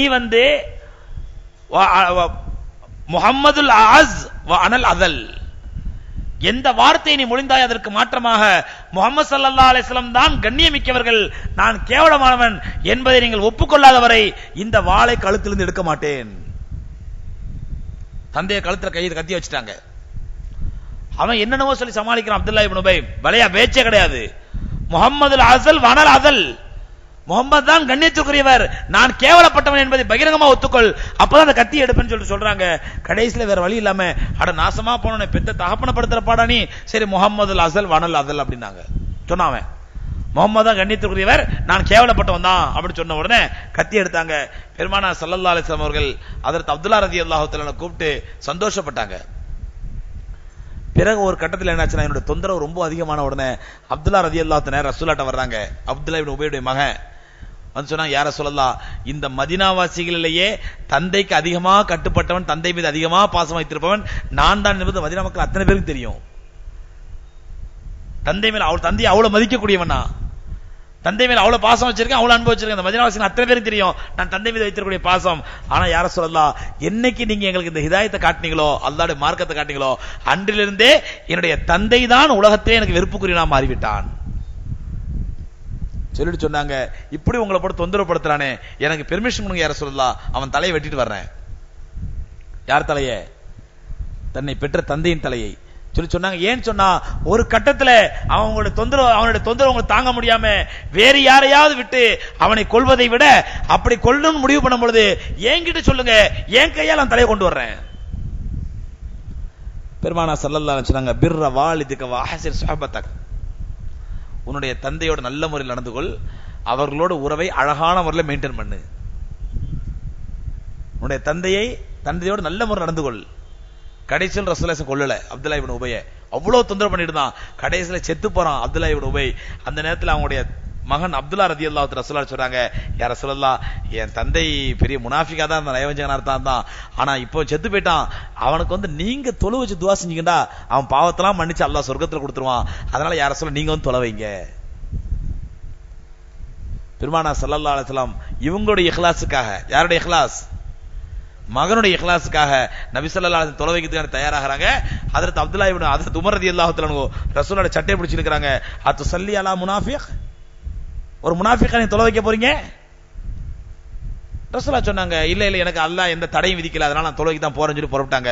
அல்லாஹ் ரப்பல் ஆயத்திற்கு தடை செய்தான். நபியே, காஃபிர்களுக்கு முனாஃபிகளுக்கு ஒருபோதும் தொலை வைக்காதீர்கள். அல்லாஹ் ஆயத்தை இருக்கணும். எதுக்கு சொல்றேன்னா, உத்தம சஹாபாக்கள் தங்களுடைய தந்தையை காட்டிலும் அல்லாஹ்வுடைய மார்க்கத்திற்கு எதிராக தன்னுடைய தந்தையை, காஃபிரான தந்தையை குறுக்க நிற்கிறார் என்றால் அந்த தந்தையை கொல்வதற்கும் சஹாபாக்கள் தயங்கவில்லை. இது அவர்களுடைய காட்டுமிராண்டித்தனமோ அவர்களுடைய தீவிரவாதத்தனமோ அல்ல, மாறாக அல்லாஹ்வுடைய மார்க்கத்தின் மீது அவர்கள் கொண்ட பற்று, அல்லாஹ்வுடைய தீனுல் இஸ்லாத்தின் மீது அவர்கள் கொண்ட பற்று. நீங்க பாக்குறங்க, எத்தனையோ அயோக்கியர்கள் அற்பமான பெண்ணுக்காக, பெண் ஆசைக்காக பெத்த தாய் தந்தை கொலை பண்றானா இல்லையா? மனைவி என்ன பண்றா, இன்னொரு ஆணோடு இருக்கக்கூடிய கள்ள தொடர்புக்காக கணவன் காலம்பூரா கஷ்டப்பட்டு கணவன் தூங்கிட்டு இருக்கும் போது தலையில கள்ள தூக்கி போட்டுறா. நடக்குதா இல்லையா? அப்ப இதெல்லாம் இப்படிப்பட்ட அசிங்கமான காரியங்கள் நடக்கும் பொழுது இது மார்க்க உலகத்துல பெருசா தெரியறதில்ல. சத்திய சஹாபாக்கள் கொண்ட கொள்கைக்காக, ஏற்றுக்கொண்ட லட்சியத்திற்காக, அல்லாஹ்வுடைய தீனுல் இஸ்லாம் உயர்ந்தவங்க வேண்டும் என்பதற்காக இப்படிப்பட்ட நல்ல காரியங்களை செய்தால் இது நமக்கு காட்டு பின்னாடித்தனமாகவும் தீவிரவாதமாகவும் தெரியும். அடுத்த சம்பவம் பாருங்க.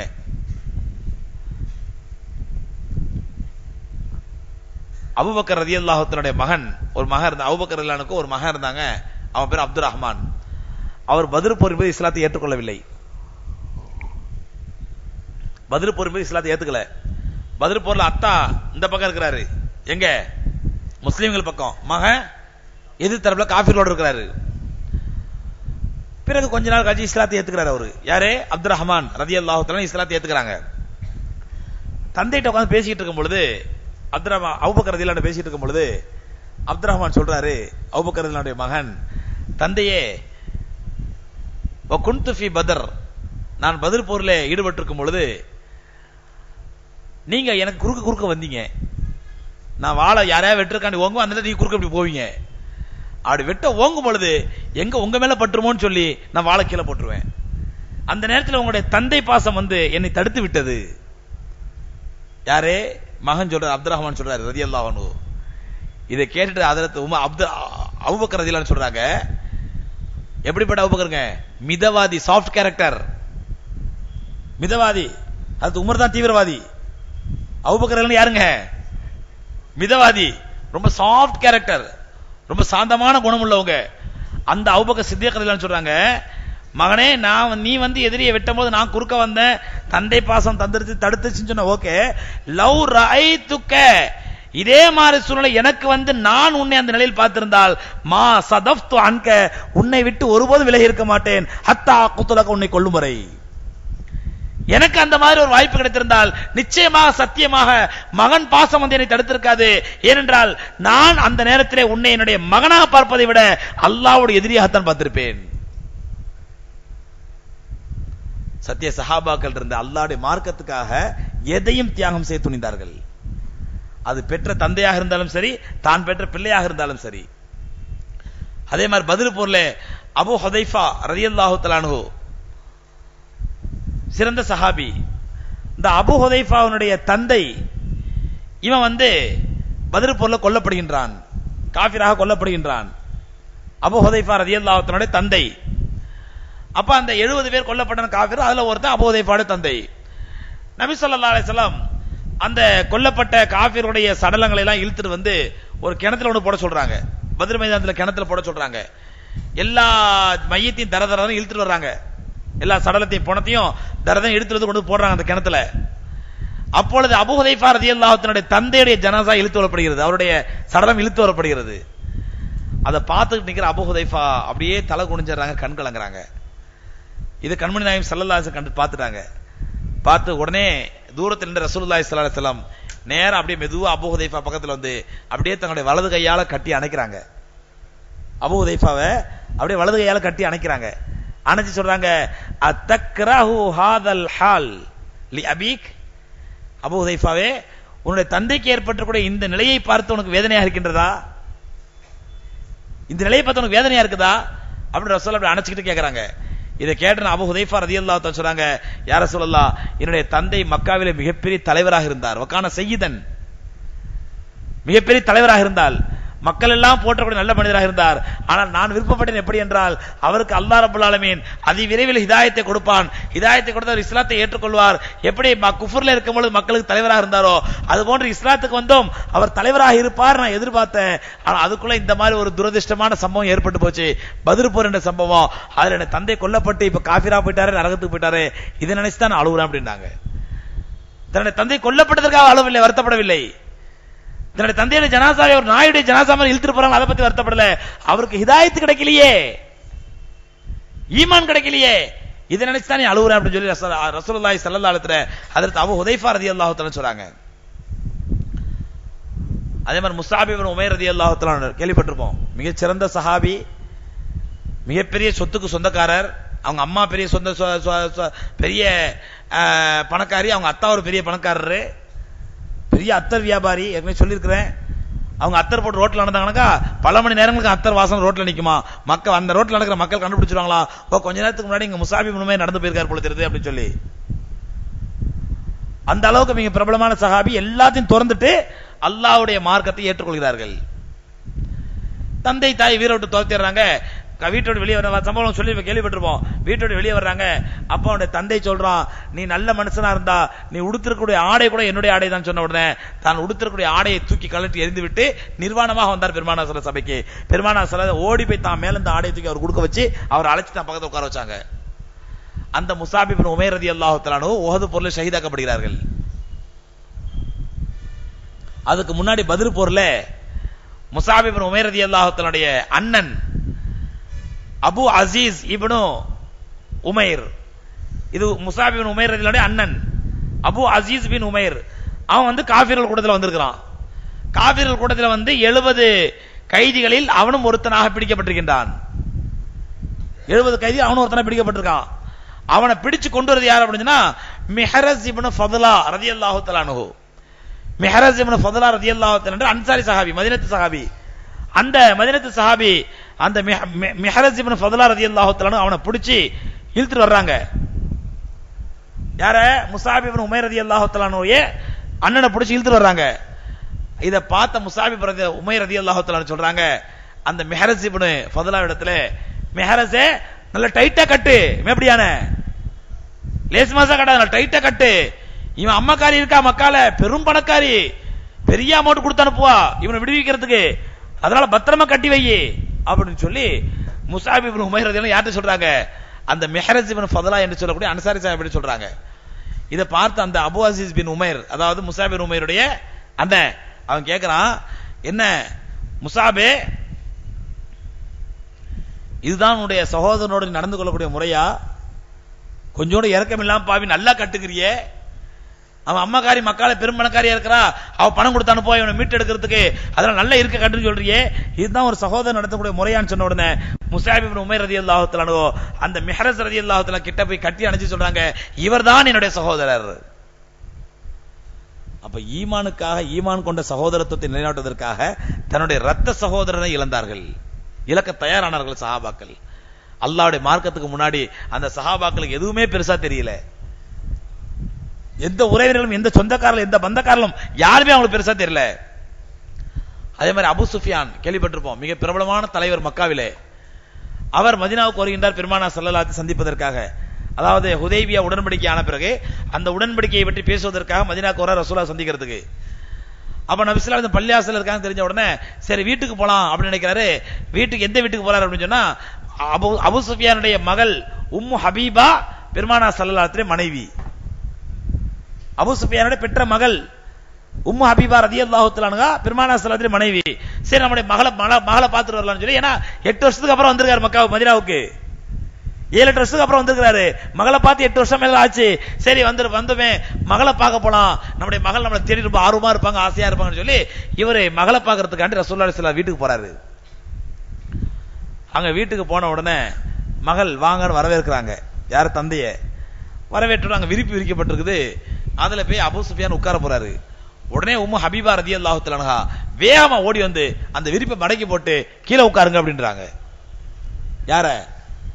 தந்தையை.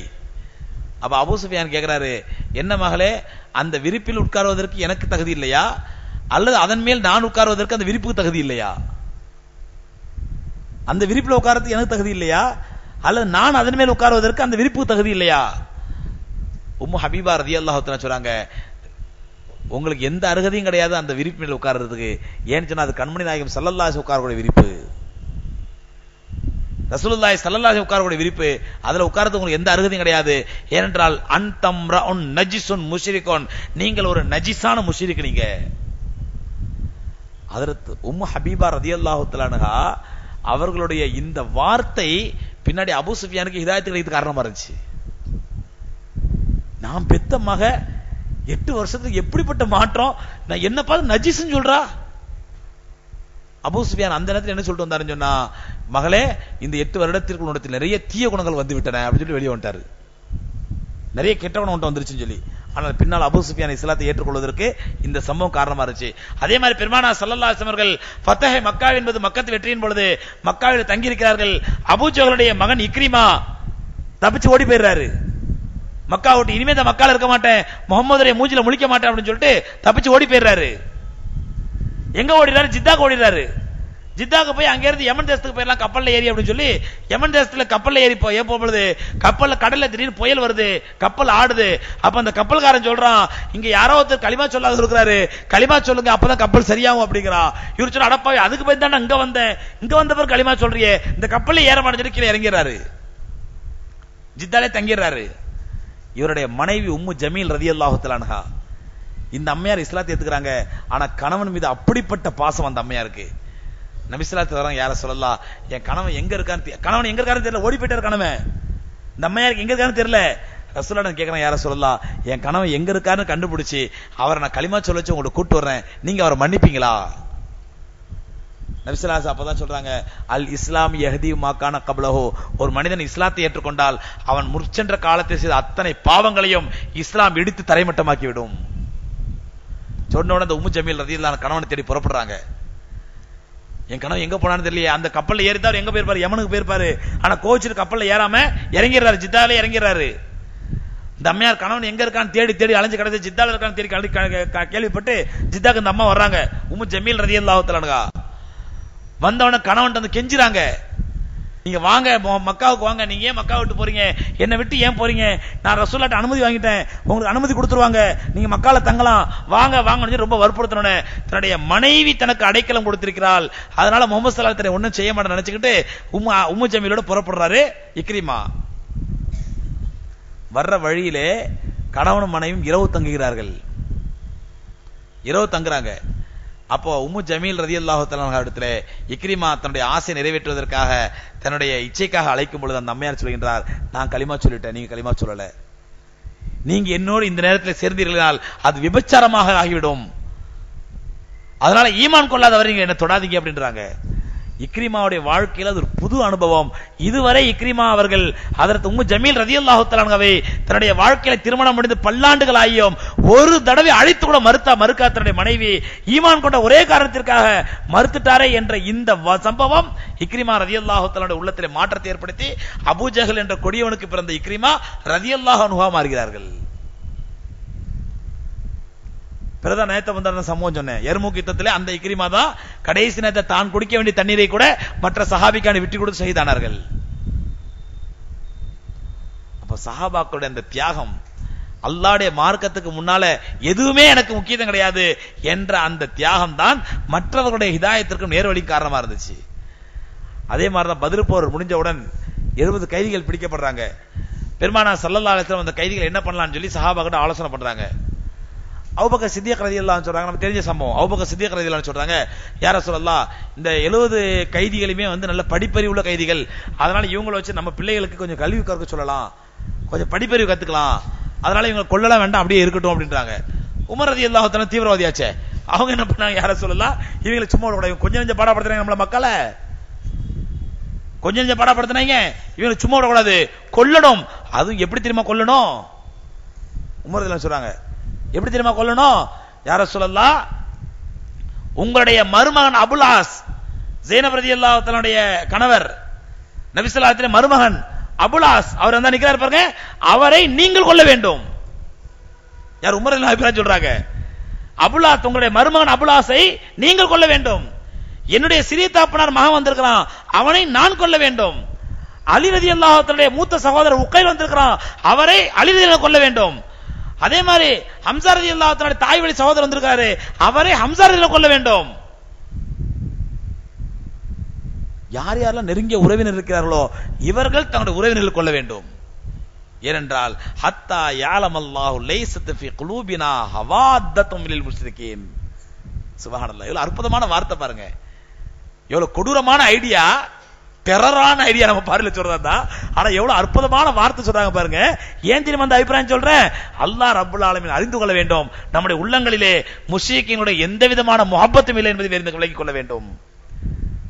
சுற்றுவட்டாரத்தில் உள்ள எல்லா காஃபிர்களும் புரிந்து கொள்ள வேண்டும், இவர்களுக்கு சொந்த உறவை விட, சொந்த பந்தத்தை விட, இரத்த உறவை விட அல்லாஹ்வுடைய ஈமான் மட்டும்தான் முக்கியம் என்பது இந்த காஃபிர்களுக்கு தெரிய வேண்டும். அதனால யா ரசூலல்லாஹ் இந்த மாதிரி முடிவெடுங்கன்றாங்க. ஆனால் நபி ஸல்லல்லாஹு அலைஹி வஸல்லம் உமர் ரலியல்லாஹு இந்த டெரர் ஐடியாவை ஏத்துக்கல. இந்த டெரர் ஐடியாவை ரசூலுல்லாஹ் ஏத்துக்கல. அபூபக்கர் சித்திக் ரலியல்லாஹு ஐடியாவை ஏத்து முடிவு பண்ணிடுறாங்க. அல்லாஹ் கண்டிச்சு ஆயத்திரணும் நபி ஸல்லல்லாஹு அலைஹி வஸல்லம். நபி ஸல்லல்லாஹு அலைஹி கண்டிச்சு அல்லாஹ் ஆயத்திரணும். ஏன் உமருடைய ஐடியாவை ஏத்துக்கல நீங்க அப்படின்னு சொல்லி கண்டிச்சு ஆயத்திரணும். சொன்னா என்ன, இவர்கள் தரக்கூடிய அந்த ஃபித்யா தொகை, அந்த நஷ்டஈட்டு தொகை, அந்த பிணை தொகை, அந்த பணத்துக்கு ஆசைப்பட எப்படி முடிவு எடுத்தீங்க நீங்க? இந்த அயோக்கியர்ல கொண்டிருக்க வேண்டாமா சொல்லிட்டு அல்லாஹ் சொன்னா, நபியே நீங்கள் மட்டும் இந்த முடிவை ஆலோசனை செய்யாமல் எடுத்திருந்தால், இது மஷூரா பண்ணதுனால, மஷூராவில எடுத்த முடிவுங்கிறதுனால அல்லாஹ் இதை விட்டுட்டான். இதை ஆலோசனை செய்யாமல் ஷூரா கொண்டு வராம நீங்கள் தன்னிச்சையாக எடுத்திருந்தால் அல்லாஹ்வுடைய அதாபை பார்த்திருப்பீர்கள். இத பார்த்தா நபி ஸல்லல்லாஹு அலைஹி சொன்னாங்க, இன்னல்லாஹ யன்திக அலா லிசானி உமர், உமருடைய நாவிலே உட்கார்ந்து அல்லாஹ் பேசுகிறான் நபி ஸல்லல்லாஹு அலைஹி வஸல்லம். எவ்வளவு டெரரான ஐடியா, எவ்வளவு தீவிரவாதமான வார்த்தை. ஆனால் இந்த வார்த்தை தான் அல்லாஹ்வுக்கு பிடித்திருந்தது. அல்லாஹ் முஸ்லிம்களை அப்படி இருக்கத்தான் விரும்புகின்றான். இதற்கு பெயர் தீவிரவாதம் என்றால் அப்படிப்பட்ட தீவிரவாதிகளாகத்தான் இருக்க வேண்டும் என்று அல்லாஹ் விரும்புகின்றான்.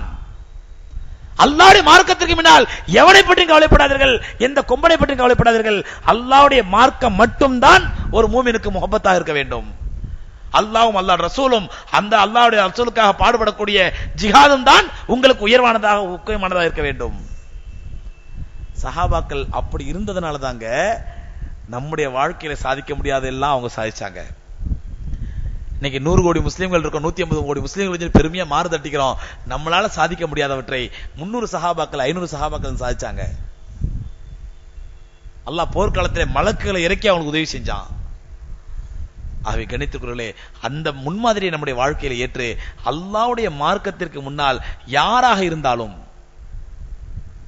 எதுவாக இருந்தாலும், நம்முடைய வியாபாரமாக இருந்தாலும், கொடுக்கல் வாங்கலாக இருந்தாலும், நம்முடைய மற்ற விஷயங்களாக இருந்தாலும், நம்முடைய சமுதாயமாக இருந்தாலும், எதுவாக இருந்தாலும் அல்லாஹ்வுடைய கட்டளை, அல்லாஹ்வுடைய தூதர் ஸல்லல்லாஹு அலைஹி வஸல்லம் கட்டளை, இதற்கு முன்னால் அனைத்தையும் துச்சமாக மதிப்போம் என்ற உணர்வை பெற்றுக்கொள்வோமெனால் நிச்சயமாக சத்தியமாக அன்றைக்கு சஹாபாக்களுக்கு எந்த அல்லாஹ் உதவி செய்தானோ அதே அல்லாஹ் தான் இன்னைக்கும் இருக்கிறான்.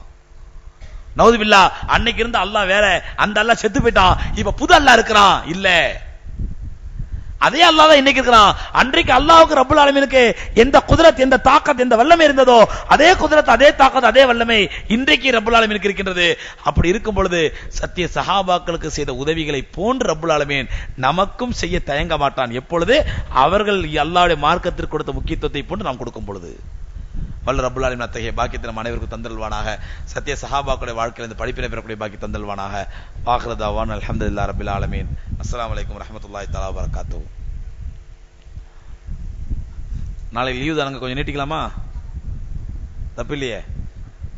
நான் கேட்கறத பார்த்தா 12 மணி வரலும் போகும்போது தெரியுது. இல்லை, எவ்வளோ சுருக்கமாக முடியும் முடிச்சிடறேன் இன்ஷா அல்லாஹ்.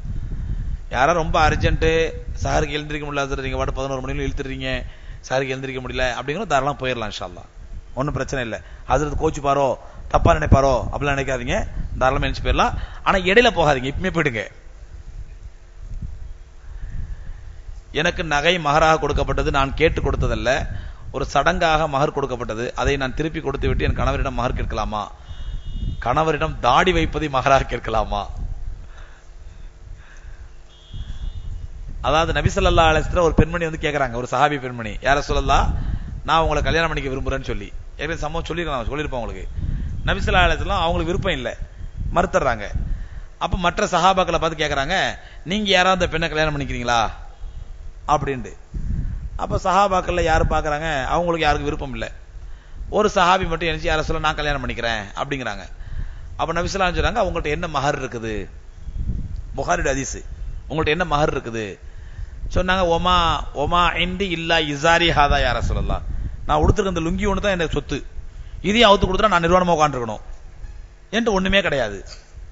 நபி ஸல்லல்லாஹு அலைஹி வஸல்லம் சொன்னாங்க, இல்ல இதெல்லாம் காரணமா வச்சு மஹரை தடுக்க முடியாது. வன்கஹா வலவ் பி ஹாத்தமி ஹதீதின், அந்த பெண்ணை நீங்கள் திருமணம் முடிப்பதாக இருந்தால் ஒரு இரும்பு ரிங்கு, இரும்பு வளையலை கொடுத்தாவது நீங்கள் திருமணம் முடிக்க வேண்டும்.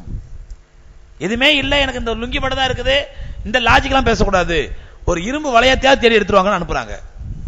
அந்த சஹாபி போனாரு திரும்பி வந்தார், யார சொல்லலாம், ஒரு இரும்பு வளையம் கூட கிடைக்கல எனக்கு, அது கூட இல்ல.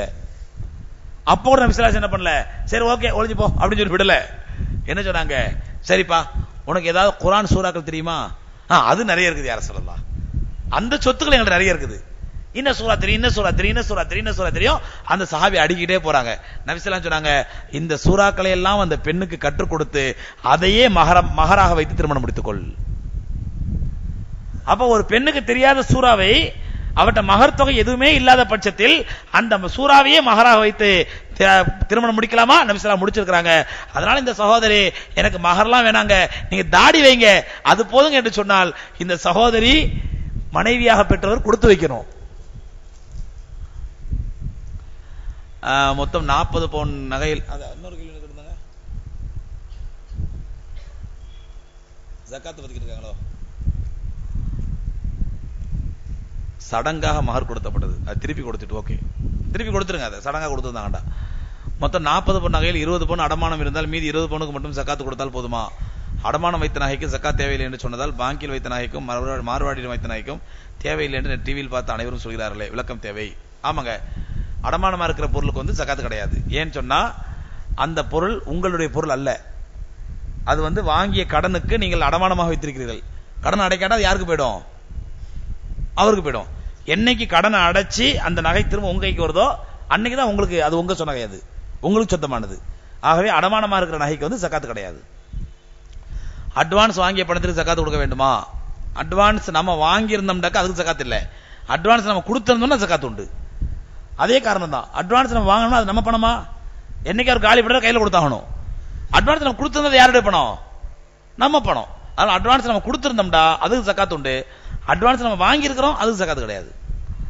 வாடகை பணம் ரூபாய் மாதம் 12,000 வருகிறது என்றால் ஒரு வருடத்திற்கு எவ்வளவு கொடுக்க வேண்டும்? வருமானம் போதவில்லை என்பதால் வாடகை பணம் முழு பிள்ளைகளின் கல்வி மற்றும் வீட்டு செலவு மட்டும் தான் செலவாகிறது, தனியாக சேர்த்து வைப்பதில்லை. விளக்கம் தேவை. தனியாக சேர்க்கலாங்க, ஜகாத்தே கடமை இல்லை. செலவு போனது போக சேமிப்புக்கு தான் ஜகாத்தே கடமை.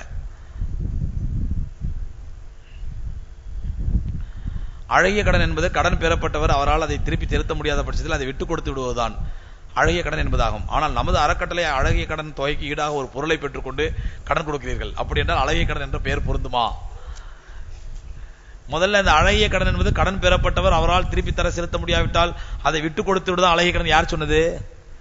முதல்ல நீங்க சொன்ன டெபினேஷனே தப்பு. அதுக்கு அழகிய கடன் அல்லாஹ் எதுக்கு சொல்றாங்கன்னா, ஒமை யுக்ரிதுல்லாஹ கர்தன் ஹஸனா, அல்லாஹ்வுக்காக அழகிய கடன் கொடுப்பவர் யாருங்கிறது அல்லாஹ் எது சொல்றான்னா தர்மத்தை சொல்றான், சதகாவை.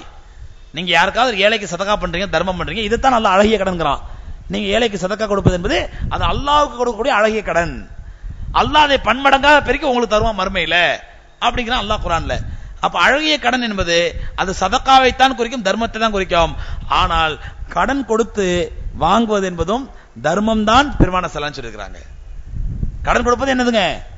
அது ஒரு வகையில் தர்மம். எந்த அளவுக்கு தர்மம் ரசூலுல்லாஹ் சொன்னாங்க, நீங்க ஒரு மனிதருக்கு உதாரணத்துக்கு விளங்கத்துக்காண்டி சொல்றேன், ஒருத்தருக்கு 1000 ரூபாய் கொடுத்துருக்கோம், கொடுத்து 31ஆம் தேதி தந்தரன்னு சொல்லி வாங்குறாரு, 31ஆம் தேதி தந்தரன் வாங்குறாரு, 30 நாள் அவரால் தாங்க முடியல.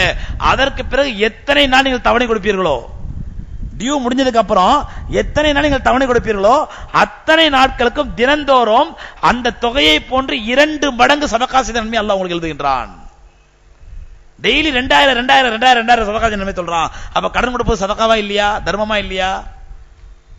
அதனாலதான் நம்ம இந்த வட்டி இல்லாத கடன் முறைக்கும் அழகிய கடன் பேர் வச்சிருக்கோம். இல்லன்னா அழகிய கடன் அல்லாஹ் சொல்லுற வார்த்தை எதை மட்டும் தான் குறிக்கும்? சதகா மட்டும் தான் குறிக்கும்.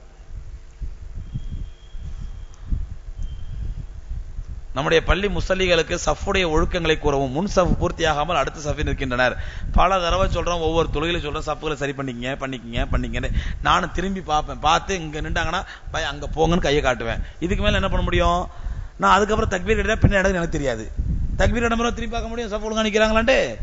அதுக்கப்புறம் அவங்களாதான் புரிஞ்சுக்கணும்.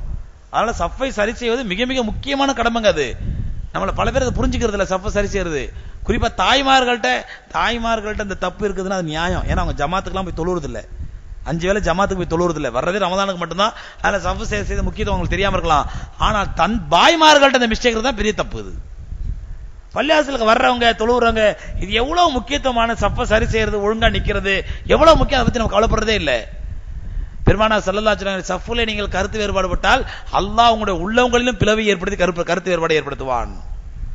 சப்புகளை நீங்கள் பிளவுபட்டால் உள்ளங்களிலும் அல்லாஹ் பிளவை ஏற்படுத்திடுவான் சொல்றாங்க. அதனால சப்புகளை சரி செய்வது ரொம்ப முக்கியமான விஷயம். ஷஹாதத்தின் அந்தஸ்துல 7 மரணங்கள் யாவை? தொழுகையில் இல்லாமல் தனியாக சஜ்ஜால் துஆ கேட்கலாமா? ஷஹாதத்தின் அந்தஸ்துல 7 மரணங்களா? அது என்னன்னு தெரியல எனக்கு. அல்லாஹ்வுடைய பாதையில எதிரிகளோடு போராடக்கூடியவர் ஷஹீது. 7 மரணங்கள் ரசூலுல்லாஹ் சொன்னாங்க. ஆக்சிடென்ட்ல மூத்தாகிறது, கீழே விழுந்து மூத்தாகிறது, எரிஞ்சு மூத்தாகிறது, தண்ணியில மூழ்கி மூத்தாகிறது, நெரிசல்ல இடிபட்டு மூத்தாகிறது, இதெல்லாம் கூட ஷஹீத் தான் ரசூலுல்லாஹ் சொன்னாங்க. ஆனா இந்த ஷஹீது வேற, அல்லாஹ்வுடைய பாதையில எதிரிகளால் போரிட்டு கொல்லப்படக்கூடிய ஷஹீது வேற, அந்தஸ்து வேற. இந்த ஷஹீதுல குளிப்பாட்டலாம். எந்த ஷஹீது? ஆக்சிடென்ட்ல மூத்தாராங்கல்ல, இந்த ஷஹீதுகளை குளிப்பாட்டலாம். அல்லாஹ்வுடைய பாதையிலே எதிரிகளால் கொல்லப்பட்டு போராடக்கூடிய ஷஹீதை என்ன பண்ணக்கூடாது? குளிப்பாட்டக்கூடாது, அப்படியே அடக்கம் பண்ணணும். அந்தஸ்து அவங்க அந்தஸ்து உயர்ந்த அந்தஸ்து. ஆனா ரசூலுல்லாஹ் சொன்னாங்க எல்லாருமே ஷஹீத் தான் அப்படின்னாங்க. நாம் முஸ்லீமாக பிறந்தது அல்லாஹ்வின் மாபெரும் கிருபை. நாம் ஒரு நாள் அல்லது ஒரு நாள் சொர்க்கத்தில் நுழைந்துருவோம். காஃபிர்கள் வயிற்றில் பிறந்த ஒரே பாவத்திற்காக நரகத்தில் நுழைவார்களா? மேலும் தக்தீரின் அல்லாஹ்வின் நாட்டப்படியே நமது வாழ்க்கை நடக்கிறது என்றால் நாம் செய்யும் பாவங்களும் அல்லாஹ்வின் நாட்டமா? இந்த சந்தேகம் என் நண்பர்கள் எல்லோரிடம் உள்ளது. இதை பற்றி குர்ஆன் ஷரீஃபில் விளக்கவும். இதை பத்தி விளக்க போனா குறைஞ்சது 1/2 மணி நேரம் வேணும், 1 மணி நேரம் வேணும். தக்தீரை பத்தி விளக்கதா இருந்தா சரி. காஃபிர்கள் வயிற்றில் பிறந்த ஒரே குற்றத்திற்காக அவர்கள் நரகத்துக்கு போவாங்களா அப்படின்னா கொஞ்சம் சொல்றேன். ஒரு விஷயம் உதாரணம் சொல்றேன் உங்களுக்கு. ஒரு வீடு இருக்குது, 2 வீட்டுக்கு மத்தியில் ஒரு குறுக்க செவர் இருக்குது. இந்த வீட்டுல அல்லாஹ் பிச்சை இருக்காரு, அந்த வீட்டுல ஆறுமுகம் இருக்காரு. இந்த வீட்டுல அல்லாஹ் பிச்சை இருக்காரு, அந்த வீட்டுல ஆறுமுகம் இருக்கிறாரு. அல்லாஹ் பிச்சை ஆறுமுகமும் ஒரே மாதிரி தான் இருக்காங்க, எந்த வித்தியாசமும் இல்லை. இவரும் ஜும்மா தொழ போறது, அவரும் ஜும்மா தொழ போறதுல. இவரும் வட்டி கடன் வாங்குறாரு, அவரும் வட்டி கடன் வாங்குறாரு. என்ன வித்தியாசம்? இவர் பெருநாள் கொண்டாடுவார், தீபாவளி கொண்டாடுவாரு. இதுதான் வித்தியாசம். இப்படி இருக்காரு இந்த அல்லாஹ் பிச்சை. பக்கத்து வீட்டுல ஆறுமுக சாமி இருக்கிறாரு. அல்லாஹ் பிச்சை கல்யாணம் முடிக்கிறார், அவருக்கு ஒரு புள்ள பிறகு அப்துல் ரஹ்மான். ஆறுமுக சாமி கல்யாணம் முடிக்கிறார், அவருக்கு ஒரு புள்ள பிறகு அருணாச்சலம். 2 பேரும் அல்லாஹ் பிச்சையும் மூத்தாவறாரு, அப்துல் ரஹ்மான் மூத்தாராரு, மறுமைக்கு போறாங்க. ஆறுமுக சாமி மூத்தாவறான், அருணாச்சலம் மூத்தாராரு, மறுமைக்கு போறாங்க. இப்ப நிக்க வச்சு அல்லாஹ் கேட்கறான், ஆறுமுக சாமியிட்ட முதல்ல விசாரணை ஆரம்பிக்கிறான். ஏன்டா பாவி, நீ ஏன்டா இஸ்லாத்தை ஏத்துக்கல, ஏன் ஈமான் கொள்ளல கேட்கறான். அந்த ஆறுமுக சாமி யாரை குறை சொல்லுவாரு? யார? அல்லாஹ் பிச்சைய. ஆனா அல்லாஹ் அந்த பாவி எவட்டுக்கு அடுத்த விட அல்ல, நல்லது கிட்ட எல்லாத்தையும் கலந்துக்கிட்டான் அல்ல. இந்த அநியாயக்கார பாய் ஒரு நாள் கூட உன்னை பத்தி சொன்னது இல்ல.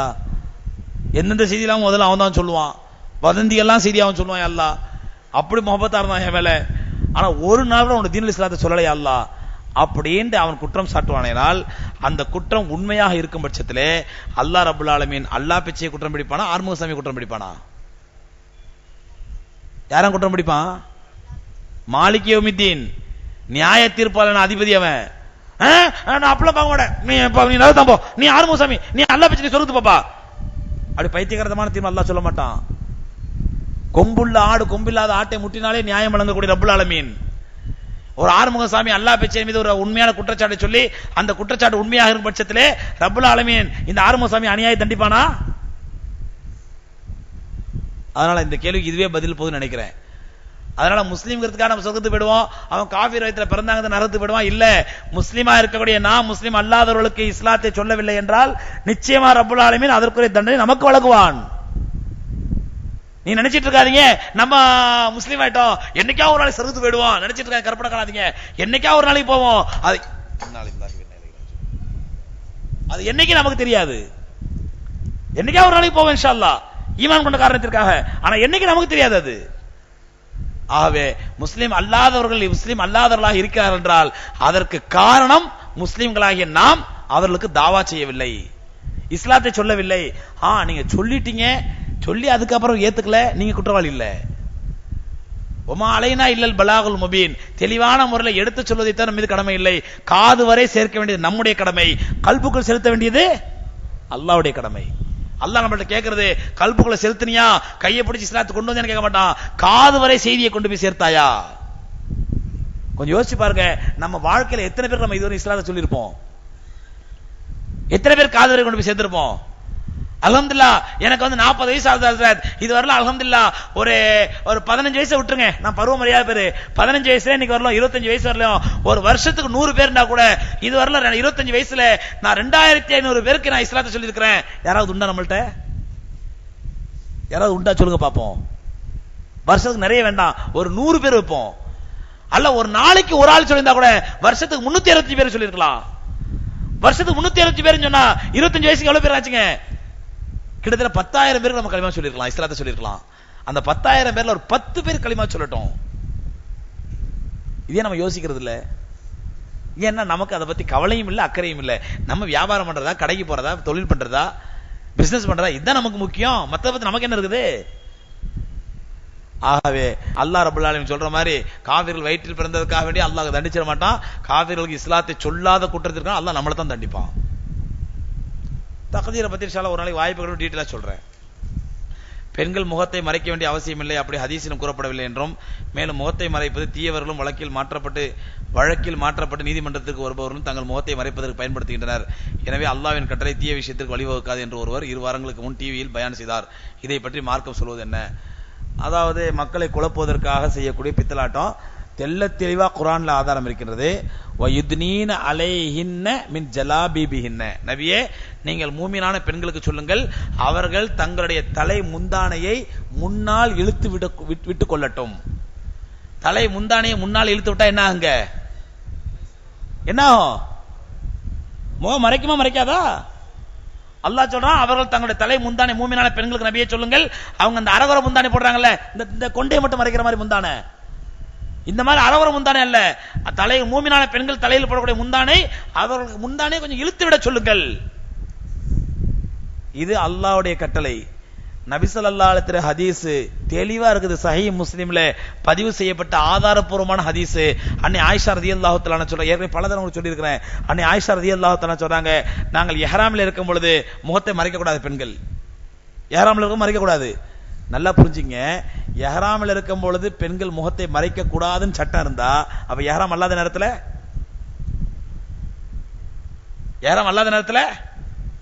மறைக்க தானே அது அர்த்தம். அப்ப நீங்க சொல்ற மாதிரி எனக்கு அர்த்தம் புரியல, மறைக்காத அர்த்தம் இருக்க. ஓகே, இஹ்ராமுடைய நேரத்திலே மூமினான பெண்கள் முகத்தை மறைக்க கூடாது.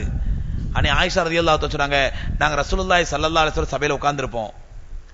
அந்த நேரத்தில் எந்த வாகனக்காரர்களாவது அந்நிய ஆண்களாவது எங்களை கடந்து சென்றால் ஏதாவது ஒரு பொருளை வைத்து மறைத்துக் கொள்வோம். எங்க சூழ்நிலைங்க? எந்த சூழ்நிலை? கண்மணி நாயகம் ஸல்லல்லாஹு அலைஹி வஸல்லம் உயிரோடு இருக்கும் பொழுது சுத்தி இருப்பவர் அத்தனை பேரும் சஹாபாக்கள் தங்கி இருக்கிறது எங்க? இஹ்ராமுடைய நிலையில அரஃபா மைதானத்திலே புனிதமான இடத்துல இருக்கும் பொழுது, இன்னைக்கு உள்ள அயோக்கியர்கள் நிறைந்த இந்த காலத்திலேயே ஒருத்தர் இஹ்ராம்ல இருக்கும்போது அரஃபால இருக்கும் பொழுது ஒரு பெண்ணை பார்த்தா தப்பான என்ன வராதுங்க? சத்திய சஹாபாக்களுக்கு வருமா? ரசூலுல்லாஹ் உயிரோட உட்கார்ந்து வருமா அந்த எண்ணம்? அது இஹ்ராம்ல இருக்கும்போது அரஃபா மைதானத்துல இருக்கும்போது இந்த தப்பான எண்ணம் வருமா? தப்பான எண்ணம் வருவதற்கு ஒரு கிஞ்சிட்டு கூட இடமில்லாத அந்த நேரத்திலேயே அந்நிய ஆண்கள் தான் எங்க முகத்தை எதையாவது வச்சு மறைச்சு போன ஆயிஷா சொல்றாங்களே. இன்னைக்கு ரோட்ல நடமாடுறது பூரா ஜிப்ரீலும் மீகாயிலும் இஸ்ராயிலும் இஸ்ராஃபீலும் நடமாடிட்டு இருக்காங்க. எங்க ஒரு பொம்மைக்கு புடவை கட்டி விட்டாலே அந்த பொம்மையோட தொப்புல உத்து பாக்குற காலங்க இது. நீங்க முகத்தை மறைக்காம போனீங்கன்னா உங்களை பார்த்து கேவலமாகப்பட மாட்டான், உங்களை பார்த்தா சலனப்பட மாட்டான், என்ன கேரண்டி இருக்குது? அது மட்டும் இல்லங்க, ஃபேஸ் வந்து ஒரு பெண்ணுடைய அழகினுடைய டிஸ்ப்ளே. முகம்தான் வந்து ஒரு பெண்ணுடைய அழகுக்கு என்னதுங்க? டிஸ்ப்ளே. ஒரு பெண்ணை பார்த்தோன்னா அழகான பெண்ண அசிங்கமான பெண்ண எப்படி தீர்மானிக்கிறாங்க? இன்னைக்கு கயவர்கள் அயோக்கியர்லாம் காலேஜுக்கு முன்னாடி போய் நிக்கிறான், லேடிஸ் காலேஜுக்கு முன்னாடி போய் நின்று பார்த்து, மாப்பிள சூப்பர் ஃபிகர், மொக்க ஃபிகர், எதை பார்த்து சொல்றான்? எதை பார்த்துங்க? கையை பார்த்தா, காலை பார்த்தா, மூக்க பார்த்தா, நாக்க பார்த்தா, அவனு மொத்த பார்த்தா சொல்றான். அப்ப ஃபேஸ் என்பது ஒரு பெண்ணுடைய அழகினுடைய டிஸ்ப்ளே. அப்ப ஃபேஸ் அழகை மறைக்கணுங்க பொழுது முதல்ல ஃபேஸ் தான் மறைக்கணும். அல்லாஹ்வுடைய கட்டளை, அல்லாஹ்வுடைய ஹபீப் ஸல்லல்லாஹு அலைஹி வஸல்லம் உத்தரவு. இவ்வளவு இருக்கும்போது எவனோ ஒரு அயோக்கியன் சொன்னானா, உண்மை அயோக்கியன் தான் சொல்லணும். அவனை எவன் சொன்னான்னு தெரியல எனக்கு. அல்லாஹ்வுடைய மார்க்கத்திற்கு எதிராக எவன் சொன்னாலும் அவன் அயோக்கியன் தான்.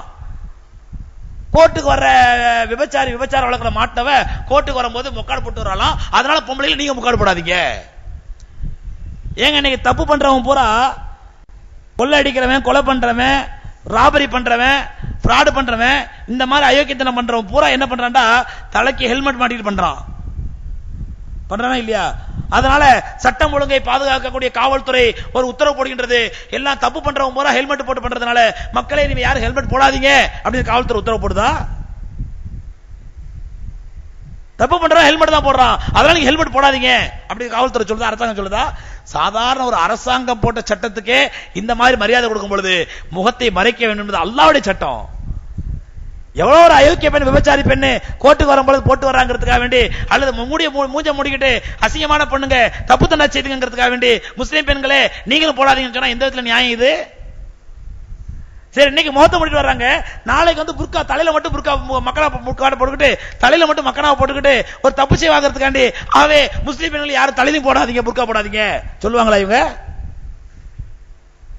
ஆகவே கண்ணியத்திற்குரியவர்களே, முகத்தை மறைக்க வேண்டியது கட்டாய கடமை. அதுதான் முழுமையான புர்கா.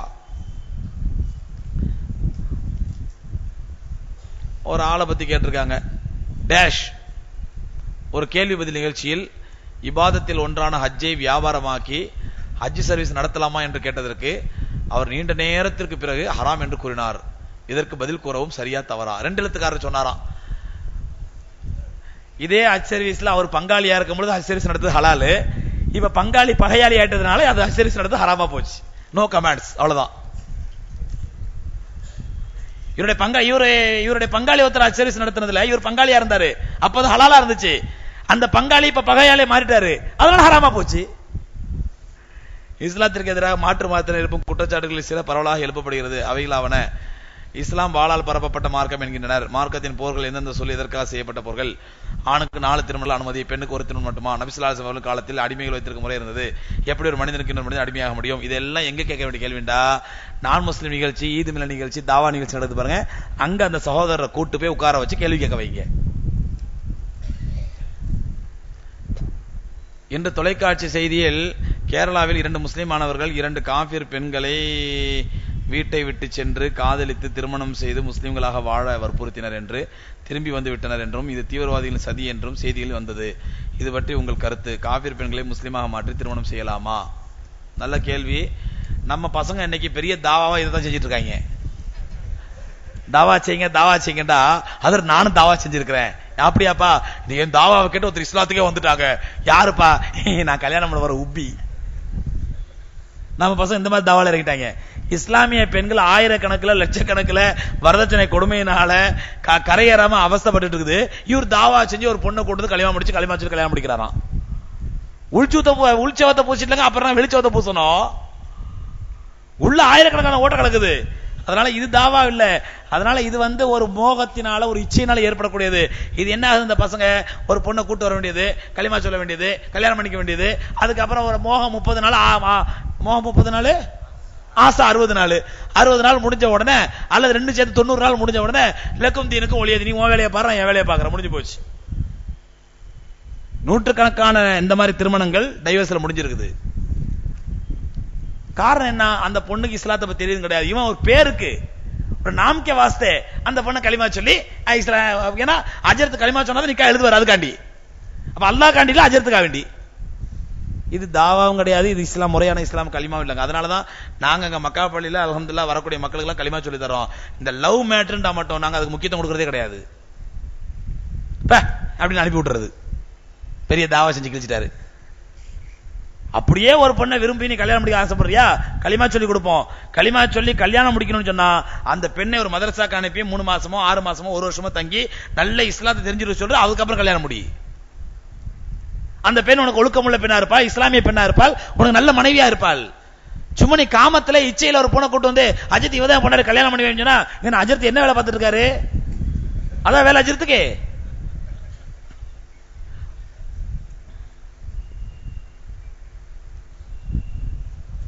ஏதோ ஏடாளமான கேள்வி கேட்டிருக்காங்க, இதெல்லாம் பதில் சொல்ல முடியாது.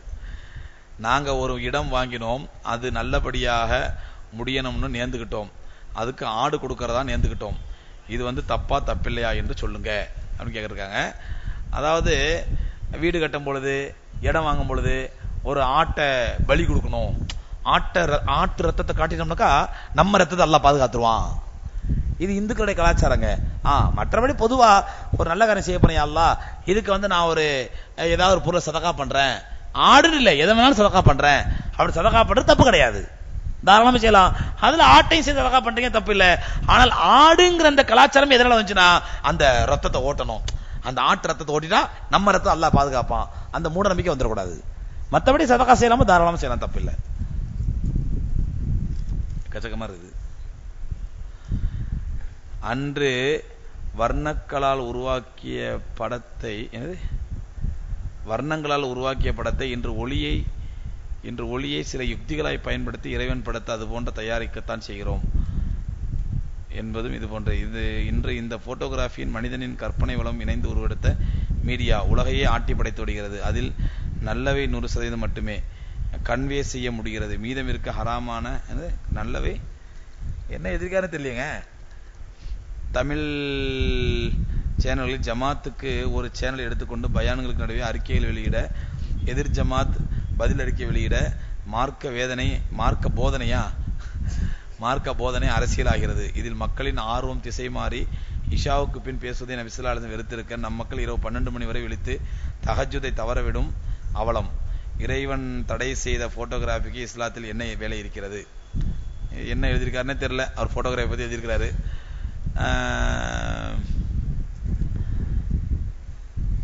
நாய் வியாபாரத்தையும் ரத்தத்திற்கான விலையும் விபச்சாரத்தையும் தடை செய்தாக, மேலும் பச்சை குத்தும் கொள்ளும் அந்த காலகட்டத்தில் போட்டோகிராஃபி வீடியோகிராஃபி எல்லாம் எதுவும் இல்லை, வெறும் ஓவியர்களும் கலைஞர்களும் இருந்திருக்கு. நபி ஸல்லல்லாஹு அலைஹி வஸல்லம் அவர்கள் ஓவியர் என்ற வரைபவர் என்ற உருவப்படங்களை வரைபவர் என்று கூறாமல் படம் தயாரிப்பு என்று பொதுவாக வார்த்தையை உபயோகிக்கிறோம்.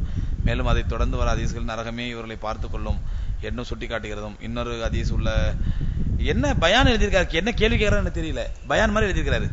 தயவுசெய்து கேட்கிற கேள்விகளும் தெளிவா கேளுங்க. கொஞ்சம் டிவியில நைட்டு 10 மணிக்கு மேல பயான் பண்றாங்க, பேசுறாங்க, அதனால மக்கள் எல்லாம் பார்த்துக்கிட்டு தஹஜ்ஜுதை விடுறாங்க அப்படிறாங்க. ஏன் விடுறீங்க? தஹஜ்ஜுத் தொழும் ஆர்வம் உள்ளவங்க அந்த டிவி பார்க்கறது அவசியம் கிடையாது, அந்த கேள்வி கேட்கற அவசியம் கிடையாது. சீக்கிரம் தூங்கிடுங்க, காலையில தஹஜ்ஜுத் பாருங்க, தொழுவுங்க. யார் வேணான்றாங்க உங்களை? டிவியை கம்பல்சரியா பார்த்தாகணும், மார்க்கெட்டிங் செஞ்சாகணும். ஏன் நினைக்கிறீங்க அப்படி? ஒன்னு புரிஞ்சுக்கிங்க, 10 லட்சம் ரூபாய் செலவு பண்ணி ஊரா 1 மாசம் பூரா உழைச்சி கஷ்டப்பட்டு மக்களே வாங்கன்னு கூப்பிட்டு பயான் பண்ணா கூட ஏற்படாத ரீச்சு 10,000 ரூபாய் செலவு பண்ணி டிவியில் 1/2 மணி நேரம் பேசினா எல்லாரும் விட்டு கதவையும் தட்டி உள்ள நுழைஞ்சிரும். மீடியாவுக்கு ரப்பல் ஆலமீன் அப்படிப்பட்ட சக்தியை கொடுத்திருக்கிறான். நீ மீடியாங்கிறது ஒரு பவர்ஃபுல் சக்தி ஆகி போச்சு. அதனால மீடியாக்களை பேச நல்ல விஷயங்கள் மக்களுக்கு போகணுங்கிறதுக்காக, அவ்வளவுதான். அதை பார்க்கறது விருப்பம் இல்லையா? தாராளமா தூங்கிடுங்க, தஹஜ்ஜுத் கழிச்சு தொழுங்க, தப்பே இல்லையே. லைலத்துல் கத்ர் இரவு பற்றி நபி ஸல்லல்லாஹு அலைஹி வஸல்லம் ஹதீஸ் கூறவும், அது கடைசி பத்தி ஒற்றைப்படை உள்ளதா அல்லது கடைசி பத்திரங்கள் உள்ளதா? ஒற்றைப்படை தாங்க இருக்குது. இது பல தடவை சொல்லியாச்சு, திரும்ப சொல்றேன். ஒற்றைப்படை கடைசி இரவின் பத்தினுடைய ஒற்றைப்படையான இரவுகள். இப்போ ஒரு வருஷம் சந்தேகம் வரும், ஹஜ்ரத் நமக்கு ஒற்றைப்படை என்றால் சவுதிக்கு இரட்டைப்படை, சவுதிக்கு இரட்டைப்படை என்றால் நமக்கு ஒற்றைப்படை ஆயிற்றே, அப்ப எந்த படை? இந்த படையா அந்த படையா? அல்ஹம்துலில்லாஹ், அல்லாஹ் ரப்பல் ஆலமீன் இந்த வருஷம் எந்த படையும் வேணாம்பா, எல்லா படையும் ஒரே படை ஆக்கி வச்சிருக்கான். அந்த வருஷம் ஒற்றைப்படைங்கிறது பிரச்சனையே இல்லை. இன்ஷா அல்லாஹ் வெற்றைப்படைகளை விழிச்சிருந்து அமல் செய்யுங்க. இமாமை பின்பற்றி தொழும் பொழுது விரல் அசைத்தால் நாம் அசைக்க வேண்டுமா? தெளிவாக கூறவும். தேவையில்லைங்க, நாம் அசைக்கணும் அவசியம் கிடையாது. இங்கு சஹர் நேரம் 4:43. புதுப்பேட்டையில் பாங்கு 4:40க்கு சஹர் எப்பொழுது நாம் முடிக்க வேண்டும்? தெளிவாக கூறவும். 4:40 மாத்தலையானோ அப்சா? 4:43 மாத்தலையானோ? 43 தான் டைமா? 40க்கு பாங்க சொல்றாங்கன்னா எப்படின்னு கேளுங்க, அவங்கள்ட்ட கேளுங்க. எது 43 40 கன்ஃபார்ம் பண்ணி சொல்றேன் இன்ஷா அல்லாஹ். 40 இருந்தா 40க்கு முடிச்சாகணும். 40 பாங்க சொல்லிட்டாங்கடா, இன்னும் வரலையா 40. நோன்பின் 2ஆம் பத்தில் ஓத வேண்டிய துவா சொல்லவும், புரியும்படி சொல்லவும். அப்படி பார்த்தா இதுவரை நான் சொல்ற பதில் பூரா புரியாம சொல்லிட்டு இருக்கேன் அர்த்தமா? 2வது பத்துல ஓதுறதுக்கு துவா, 3வது பத்துல ஓதுறதுக்கு துவா, அப்பெல்லாம் எந்த துவாவும் கிடையாதுங்க. நபி ஸல்லல்லாஹு அலைஹி குறிப்பிட்ட எந்த துவா சொல்லி தரல. நோம்புல உங்களுடைய என்னென்ன துவாக்கள், என்னென்ன ஹாஜத்துகள், என்னென்ன தியட்டங்கள், என்னென்ன நாட்டங்கள், அத்தனை அல்லாஹ்ட்ட அழுது கேளுங்க, தயங்காதீங்க. இவ்வளவு கேட்டமே அல்லாஹ் கோச்சுப்பானோ, அது அப்படி நினைச்சாதான் அல்லாஹ் கோச்சுப்பான். அதனால அல்லாஹ் வலியுறுத்தி கேளுங்க, வற்புறுத்தி கேளுங்க. ரப்பல் ஆலமீன் நீ தரட யார்கிட்ட போய் கேட்பேன்? எனக்கு நான் 7 தெய்வமா இருக்குது, ஒன்ன விட்டு இன்னொரு ஆட்ட போடுறதுக்கு. எனக்கு நீ ஒரே தெய்வம், உன்னை தர யாரை வணங்குறேன்? ஐயாக்க நாபது ஐயாக்க நஸ்தஈன், உன்னையே வணங்குகிறேன், உன்னிடத்தில் உதவி தேடுகிறேன். அல்லாஹ்ட்ட அடம் பிடிச்சு கேட்கணும். என்னென்ன கேட்கணும் அத்தனை கேளுங்க. முதல் பத்துல கேட்கறதுக்கு ஒரு துவா, 2வது பத்துல ஒரு கேட்கறதுக்கு ஒரு துவா, 3வது பத்துல ஒரு கேட்க துவா. அல்லாஹ் கோவப்படுவான், ஏன்னா இது தவிர துவா கேட்க மாட்டியா அப்படின்ட்டு. நோன்பு வைத்திருக்கையில் பேஸ்ட் வைத்து பல் துலக்கலாமா? துலக்கலாம், தப்பு இல்லை. குழந்தை பிறந்து 6 மாதம் ஆகுது, அந்த தாய் நோன்பு வைக்கலாமா? தாராளம் வைக்கலாம், தப்பு இல்லை. ஆனால் குழந்தை பிறந்து 5 மாதமான 6 மாதமான பால் கொடுக்கக்கூடிய தாய் நோன்பை விடுறதுக்கு மார்க்கத்தில் அனுமதி இருக்குது. நோன்பை விட்டுட்டு அப்புறம் நோன்பு கழிச்சதுக்கு அப்புறம் கலாச்சாரத்துக்கு அனுமதி இருக்குது. இல்ல பரவாயில்ல நான் நோன்பு வச்சார தாராளம் வைக்கலாம், தப்பு இல்லை. ஹஜரத் அவர்களே, பிரிட்டானியா பிஸ்கட் தினமும் சாப்பிடுகிறோம், அதனால் ரொம்ப முக்கியம், பட்டர் பிஸ்கட்டுக்கு மாற்ற வேண்டுமா?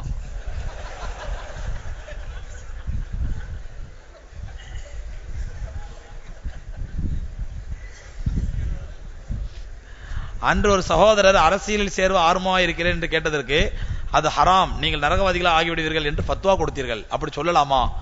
அது உங்களுடைய தனிப்பட்ட கருத்து என்றோ அல்லது அதற்கு ஷரியத்தில் என்ன உள்ளது என்று ஆதாரமிட்டு சொல்லி இருக்க கூடாதா? அப்படி என்றால் காயிதே மில்லத் ரஹ்மத்துல்லாஹி அலைஹி அவர்களும் அரசியல் இருந்தார்களே, அவர்களும் நரகவாதியாக விடுவார்களா என்ன? அரசியல் நுழைந்தாலே நரகம்தான் என்று உங்கள் கூற்று சற்று தர்ம சங்கடமாக உள்ளது. இந்திய முஸ்லிம் சமுதாயத்திற்கு யார்தான் சரியான மார்க்க ரீதியான அரசியலை பரப்புவது? நாம் துடிப்புள்ள இளைஞர்களை டிஸ்கரேஜ் செய்வது போல ஆகிறது. நல்ல கவனிக்க, நான் சொன்ன வார்த்தை நான் ஃபத்வான்னு சொல்லல, நீங்க நரகத்துக்கு போயிடுவீன்னு சொல்லல. இன்றைய காலத்திலே அரசியல் சூழ்நிலை 100க்கு 100 நல்லவனை கூட கெட்டவனாக மாற்றிவிடும். காயிதே மில்லத் ரஹ்மத்துல்லாஹி அலைஹி அவர் நல்ல அரசியல்வாதியாக இருந்தார், அவர் போய் சேர்ந்துட்டாரு.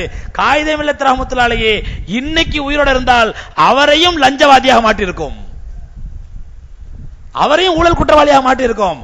அல்லாஹ் காப்பாத்தன சீக்கிரம் போய் சேர்ந்துட்டாரு அவரு. எதுக்கு சொல்றேன்னு சொன்னா, யாரும் வருத்தப்படக்கூடாது. அவருடைய ஆதரவாளர் இருந்தா, நமக்கு முன்னாடி ஒரு எம்பி ஒருத்தர் இருந்தார், முஸ்லீம் எம்பி, ரொம்ப நல்ல ஒரு சாஃப்டான ஒரு, ரொம்ப எல்லாத்தையும் பணிவா போவாரு, சிம்பிளா இருப்பாரு என்றெல்லாம் போற்றப்பட்டவர். அவர் எனக்கு தெரிந்த ஆதாரத்தோடு நிரூபிக்க முடியும், ஒரு குழந்தையை பள்ளிக்கூடத்தில் சேர்ப்பதற்கு 1 லட்சம் ரூபாய் லஞ்சம் வாங்கினார். எனக்கு தெரியும், ஆதாரப்பூர்வம் நிரூபிக்க முடியும்னா. டெல்லியிலே ஒரு பள்ளிக்கூடத்தில் ஒரு குழந்தையை சேர்ப்பதற்கு 1 லட்சம் ரூபாய் லஞ்சம் வாங்கினாரு. பிறகு அவரு அந்த வேலையை செய்ய முடியலன்னு சொல்லி அந்த 1 லட்சம் ரூபாய் திரும்ப கொடுத்தாரு. அதுவும் எனக்கு தெரியும். ரொம்ப நல்ல மனுஷன், நான் அவரை குறை சொல்லலங்க. இந்த காலத்திலே சூழ்நிலை அப்படி மாத்திரும் வர. இன்னைக்கு நீங்க ஒரு பார்லிமெண்ட் மெம்பரா நின்று ஜெயிக்கணும் சொன்னா குறைஞ்சது 2 கோடி ரூபாய் 3 கோடி ரூபாய் செலவு பண்ணாம ஜெயிக்க முடியாது, எந்த கும்பலா இருந்தாலும். காந்தி அடிகளே இன்னைக்கு வந்து குஜராத்ல வந்து அவர் பிறந்த ஊர்ல போர்பந்தர் எலெக்ஷன் நின்றா கூட அவரால் ஜெயிக்க முடியாது 3 கோடி ரூபாய் செலவழிக்காம. அப்ப செலவழித்த பணத்தை காந்தி அடி எங்க இருந்து எடுப்பாரு? லஞ்சம் வாங்கி தானே எடுக்கணும். இதைத்தான் நான் சொன்னேன். எவ்வளவு பெரிய தக்குவாதாரியாக இருந்தாலும் இன்ற கால சூழ்நிலை நிச்சயமாக அவனை நரகவாதியாக மாற்றிவிடும். நான் ஃபத்வா கொடுக்கல, உள்ள யதார்த்தத்தை சொல்றேன். நீ நிரூபிங்க ஹஜ்ரத், நீங்க அப்படிலாம் சொல்லாதீங்க. நான் வந்து இன்னைக்கு தக்வா உள்ளவனா இருக்கிறேன், நான் வந்து உங்களுடைய கூற்றுக்கு மாற்றமா ஒரு நல்ல அரசியல்வாதியா என்னால திகழ முடியும் அப்படி நிரூபிக்கிறீங்களா? அல்ஹம்துலில்லாஹ், அப்படி நிரூபிச்சு காட்டுங்க.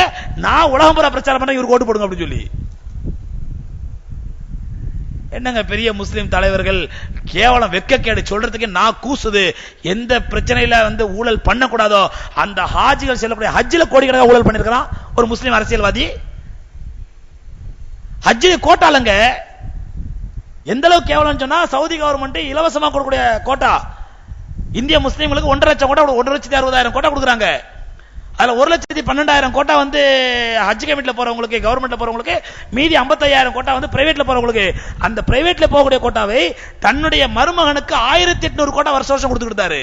அவன் கூட்டு போறது எத்தனை பேரு? 200 பேர், 300 பேரு. மீதி 1,600 கோட்டா, 1,700 கோட்டாவை ஒரு கோட்டாவை 30,000 ரூபாய் என்று வித்தார்கள். ஒரு விசா 30,000 ரூபாய். அந்த 30,000 ரூபாய் விலை அதிகம் யார் தலையில வந்து விழுங்க? யார் தலையில விழும்? ஹாஜிகள் தலையில தானே. பிஜேபி கார கூட செய்ய தயங்குவான் இப்படிப்பட்ட அநியாயத்தை. ஐயோ கடவுள் பிரச்சனை நம்ம இதுல தலையிடுவான்னு சொல்லி. ஆனா முஸ்லீம் பேர் தாங்கி இப்படி நாங்கள வேதனைப்பட்டான பாவி இப்படி. ஏன்னா நான் அந்த 5 ஹஜ் சர்வீஸ் லைன்ல இருக்கிறதுனால இது எல்லாம் ஆதாரப்பூர்வமா எனக்கு தெரியும். இப்படி அநியாயம் பண்றான பாவி. ஒரு கோட்டா 30,000 40,000 விற்கிறாங்களே, ஹாஜிக்கு போக வேண்டிய கோட்டாக்கள் அப்படின்னு சொல்லி வேதனைப்பட்டோம். அல்லாஹ் வச்சுட்டான் ஆப்பு. இன்னைக்கு எதுக்கு சொல்றேன் சொன்னா, நீங்க எவ்வளவு பேர் தக்வாதாரியா போனாலும் சரி சகோதரர்களே, அந்த அரசியல் இந்திய காலத்திலே அரசியல் உங்களை லஞ்சவாதியாக ஊழல்வாதியாக உங்களை மாற்றிவிடும். ஒது எடுத்து விட்டு பிறகு துணி மாற்ற நேரிட்டால் ஒது முறிந்து விடுமா? ஓது முறியாதுங்க. ஒதுவுடன் தான் குர்ஆன் ஷரீஃபை தொட வேண்டுமா, ஓத வேண்டுமா? நல்லது அதுதான். ஒதுவோட தான் தொடணும், அதான் நல்லது, சிறந்தது. ஒதுவுடன் கடைக்கு போய்விட்டு வந்து கால் மட்டும் கழுவி தொழலாமா அல்லது மீண்டும் ஒது செய்ய வேண்டுமா? தேவையில்லை, கால் மட்டும் கழுவினா போதுமானது. காலும் அதில் நஜீஸ் பட்டுச்சுன்னு கன்ஃபார்மா தெரிஞ்சாதான். செருப்போட்டு போறோம் செருப்போட்டு வரோம், கால் கழுவுற அவசியம் கூட கிடையாது. ஒதுவுடன் பெண்கள் கண்ணாடி பார்த்து தலை சீவினால் ஒது முறியுமா? முடியாது. குர்ஆன் வாசகங்களை சத்தமாகவும் ராகமாக தான் ஓதுமா? மனதிற்கு ஓதினா நன்மை கிடைக்குமா? நிச்சயமா கிடைக்கும். லாம் லாது போ லாம் அலிஃப் இந்த 4 வினை எப்படி உச்சரிக்க வேண்டும் என்றும் இவைகள் உள்ள வித்தியாசத்தை விளக்கவும். நான் எப்படிங்க உச்சரிக்க முடியும்? இப்ப சொன்னா உடனே உங்களுக்கு புரிஞ்சுப்பீங்களா? நீங்க இதெல்லாம் தனியா வந்து கேளுங்க, நான் சில சொல்லி தரேன். ஒதுவுடன் வீட்டில் இருக்கும் பெண்கள் ஹிஜாபுடன் இருக்க வேண்டுமா? இல்லையெனில் ஒது முறிந்து விடுமா? அப்படின்னு அவசியம் கிடையாது. நாட்டுப்பற்று இருப்பதற்கு ஹதீஸ் உள்ளதாக கூறுகிறார்களே, உள்ளதா இல்லையா? தேசியங்கிடம் பாடி தேசிய கொடிக்கு மரியாதை செய்வது கூடுமா? விளக்கம் தேவை. நாட்டுப்பற்று என்ன ஹதீஸ் காட்டட்டும்? ஹுப்புல் வத்னி நிஸ்ஃபுல் ஈமான், ஒரு பொய்யான ஹதீஸ். நாட்டுப்பற்று ஈமானுடைய பாதி என்ற ரசூலா சொன்னாங்க, பச்சை பொய். அப்படி ரசூலா எங்கேயுமே சொல்லல, இட்டுக்கட்டப்பட்ட ஹதீஸ். நாட்டுப்பற்றுக்கு மாற்றமா ரசூலா நிறைய சொல்லிருக்காங்க. உலகளாவிய சகோதரத்துவம், உலகளாவிய மனிதநேயம் அப்படித்தான் சொல்லிருக்காங்களே தவிர ஓ நாடு ஓன் தேசம் ஓம் பற்று ரசூலா அப்படி எங்கேயுமே சொல்லல. ரமலானில் ஒருவர் நோன்பு பிடித்துக் கொண்டு டீ வியாபாரம் செய்யலாமா? நோன்பு வைக்காத முஸ்லீம் அதை வாங்கி குடிக்கிறார், அந்த பாவம் அவரை சேருமா? சேராதுங்க, தாராளம் விற்கலாம், தப்பு இல்லை. பிலால் ரலியல்லாஹு அவர்கள் எப்படி வஃபாத்தானார்கள்? நிச்சயமா நாகூர் நிபா சொல்ற மாதிரி வஃபாத்தாவல. ஒரு பொய்யை சொல்லுவார் பாருங்க, பெரியார் பிலாலின் தியாக வாழ்க்கை. அந்த பாட்டை கேட்டீங்கன்னா எனக்கு அப்படியே ரத்தம் சூடு. பச்சை பொய் அது. அப்படி சம்பவமே நடக்கல. இல்லாத ஒரு சம்பவத்தை இட்டுக்கட்டி பொய்ய சொல்லி வந்தாங்களா, பாங்க மேடையை பார்த்தாங்களா, பார்த்து அப்படியே ஃபாத்திமாரில் வந்தாங்களா, ஹுசைனில் வந்தாங்களா, அது போன்று எங்கள் தாயுமே அவங்க தாயும் சேர்ந்து வஃபாத் ஆயிட்டாங்க அப்படின்னு சொன்னாங்களா. சொன்ன உடனே ஒரு ஹசன் ஹுசைனார் வந்து பிலால் சொன்னாங்களா, நீங்க பாங்க மேடையில் ஏறி பாங்க கொடுங்க, உங்க பாங்கு கேட்கறதுக்கு மதீனா நகரமே அங்கலா இருக்குனாங்களா. உடனே பாங்க கொடுத்தாங்களா, அஷ்ஹது அன்ன முஹம்மது ரசூலுல்லாஹ்னு சொன்னா புத்து மூத்தா போயிட்டாங்களா. இந்த கதை எங்கெங்க இருக்குது? பிலால் ரலியல்லாஹு அன்ஹு எப்படி மூத்தானு எனக்கு தெரியல, பார்த்து சொன்னா இது பொய், அது மட்டும் எனக்கு கன்ஃபார்மா தெரியும். ஷஹீதால இயற்கையா தான் மூத்தானாங்க. வங்கியில் வேலை செய்பவர்கள் வீட்டில் சாப்பிடுறது கூடுமா? கூடாதுங்க. ஒருத்தர் பேங்க்ல வேலை செய்யறாரு, அது மட்டும் தான் அவருடைய வருமானம் தெரிஞ்சா அவங்க வீட்டில் பச்சை தண்ணி கூட குடிக்கூடாது, ஹராம். அது மட்டும் தான் வருமானம் கன்ஃபார்மா தெரிஞ்சா. பெருச்சாலையை விஷம் வைத்துக் கொள்வது கூடுமா? இல்ல அது உங்களை கொண்டுடும், உங்களுக்கு விஷமா மாறிடும். இன்ஷா அல்லாஹ் கிலாபத் உருவானால் எங்கள் பார்வைக்கு அதற்கு தகுதியானவர் அஸ்தக்ஃபிருல்லாஹ் நீங்கள் தான். ஒருவேளை அதற்கு நீங்கள் மறுத்தால் தகுதியானவர் உங்கள் பார்வையில் யார்? இன்ஷா அல்லாஹ் அல்லாஹ்ட்ட கேட்போம், அல்லாஹ் நல்லவங்களை காட்டணும். ஹஜரத் அவர்களை, அதாவது நான் அன்னைக்கு கிண்டலா சொன்னேன், நான் தான் அதை பிடிச்சிட்டார் போல தெரியுது. இங்க என்ன பயான்ல சொல்றதை மட்டும் ஏத்துங்க, விளையாட்டா சொல்றதெல்லாம் எடுத்துக்காதீங்க. ஹஜரத் அவர்களை ரசூல் ஸல்லல்லாஹு அலைஹி வஸல்லம் அவர்களுக்கு பின் 4 கலீஃபாக்கள் தான் இருந்தார்களா? பின்னர் மன்னர் ஆட்சி ஏற்பட்டு விட்டதா? ஏன் இந்த மாற்றம்? நபி ஸல்லல்லாஹு அலைஹி வஸல்லம் அவர்கள் வழிமுறை மாற்றியதாகாதா? யார் இந்த மாற்றத்தை கொண்டு வந்தது? அதாவது நபி ஸல்லல்லாஹு அலைஹி வஸல்லம் பிறகு ரசூலுல்லாஹ் சொல்றாங்க, 4 கலீஃபாக்கள் சரியான கலீஃபாக்கள் தாங்க, அப்புறம் மன்னர் ஆட்சி வருது, அதுக்கு மறுபடியும் அதற்கு பிறகு மீண்டும் கிலாஃபத் வந்தது. கடைசியா நான் சொன்ன பாருங்க 1924 சுல்தான் 2ஆம் அப்துல் ஹமீத் அவர்கள் வரை கிலாஃபத் இருந்தது. அதற்கு பிறகு யூத கிறிஸ்தவருடைய சூழ்ச்சினால் கிலாஃபத் வீழ்ச்சி அடைந்தது.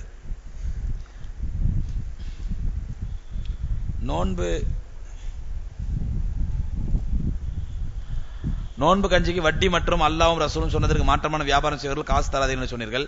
ஆனால் நோன்பு கஞ்சி காசு கொடுப்பவர்கள் அனைவரும் இதில் உடன்படவில்லை என்று உங்களால் உறுதியாக கூற முடியுமா என்று எனது சகோதரர் கேட்கிறார். எனக்கு என்ன பதில் சொல்வது என்று தெரியவில்லை. தயவு செய்து அவரது புத்திக்கு உரைக்கும்படி பதில் சொல்லுங்கள், தாய்மொழி கேட்டுக்கொள்கிறேன். அதாவது நான் இது என்னால முடிஞ்ச முயற்சி என்ன சொன்னா, தயவு செஞ்சு நோன்பு கஞ்சிக்கு ஹராமான வருமானம் உள்ளவங்க கொடுக்காதீங்க, இதான் நான் சொல்ல முடியும்.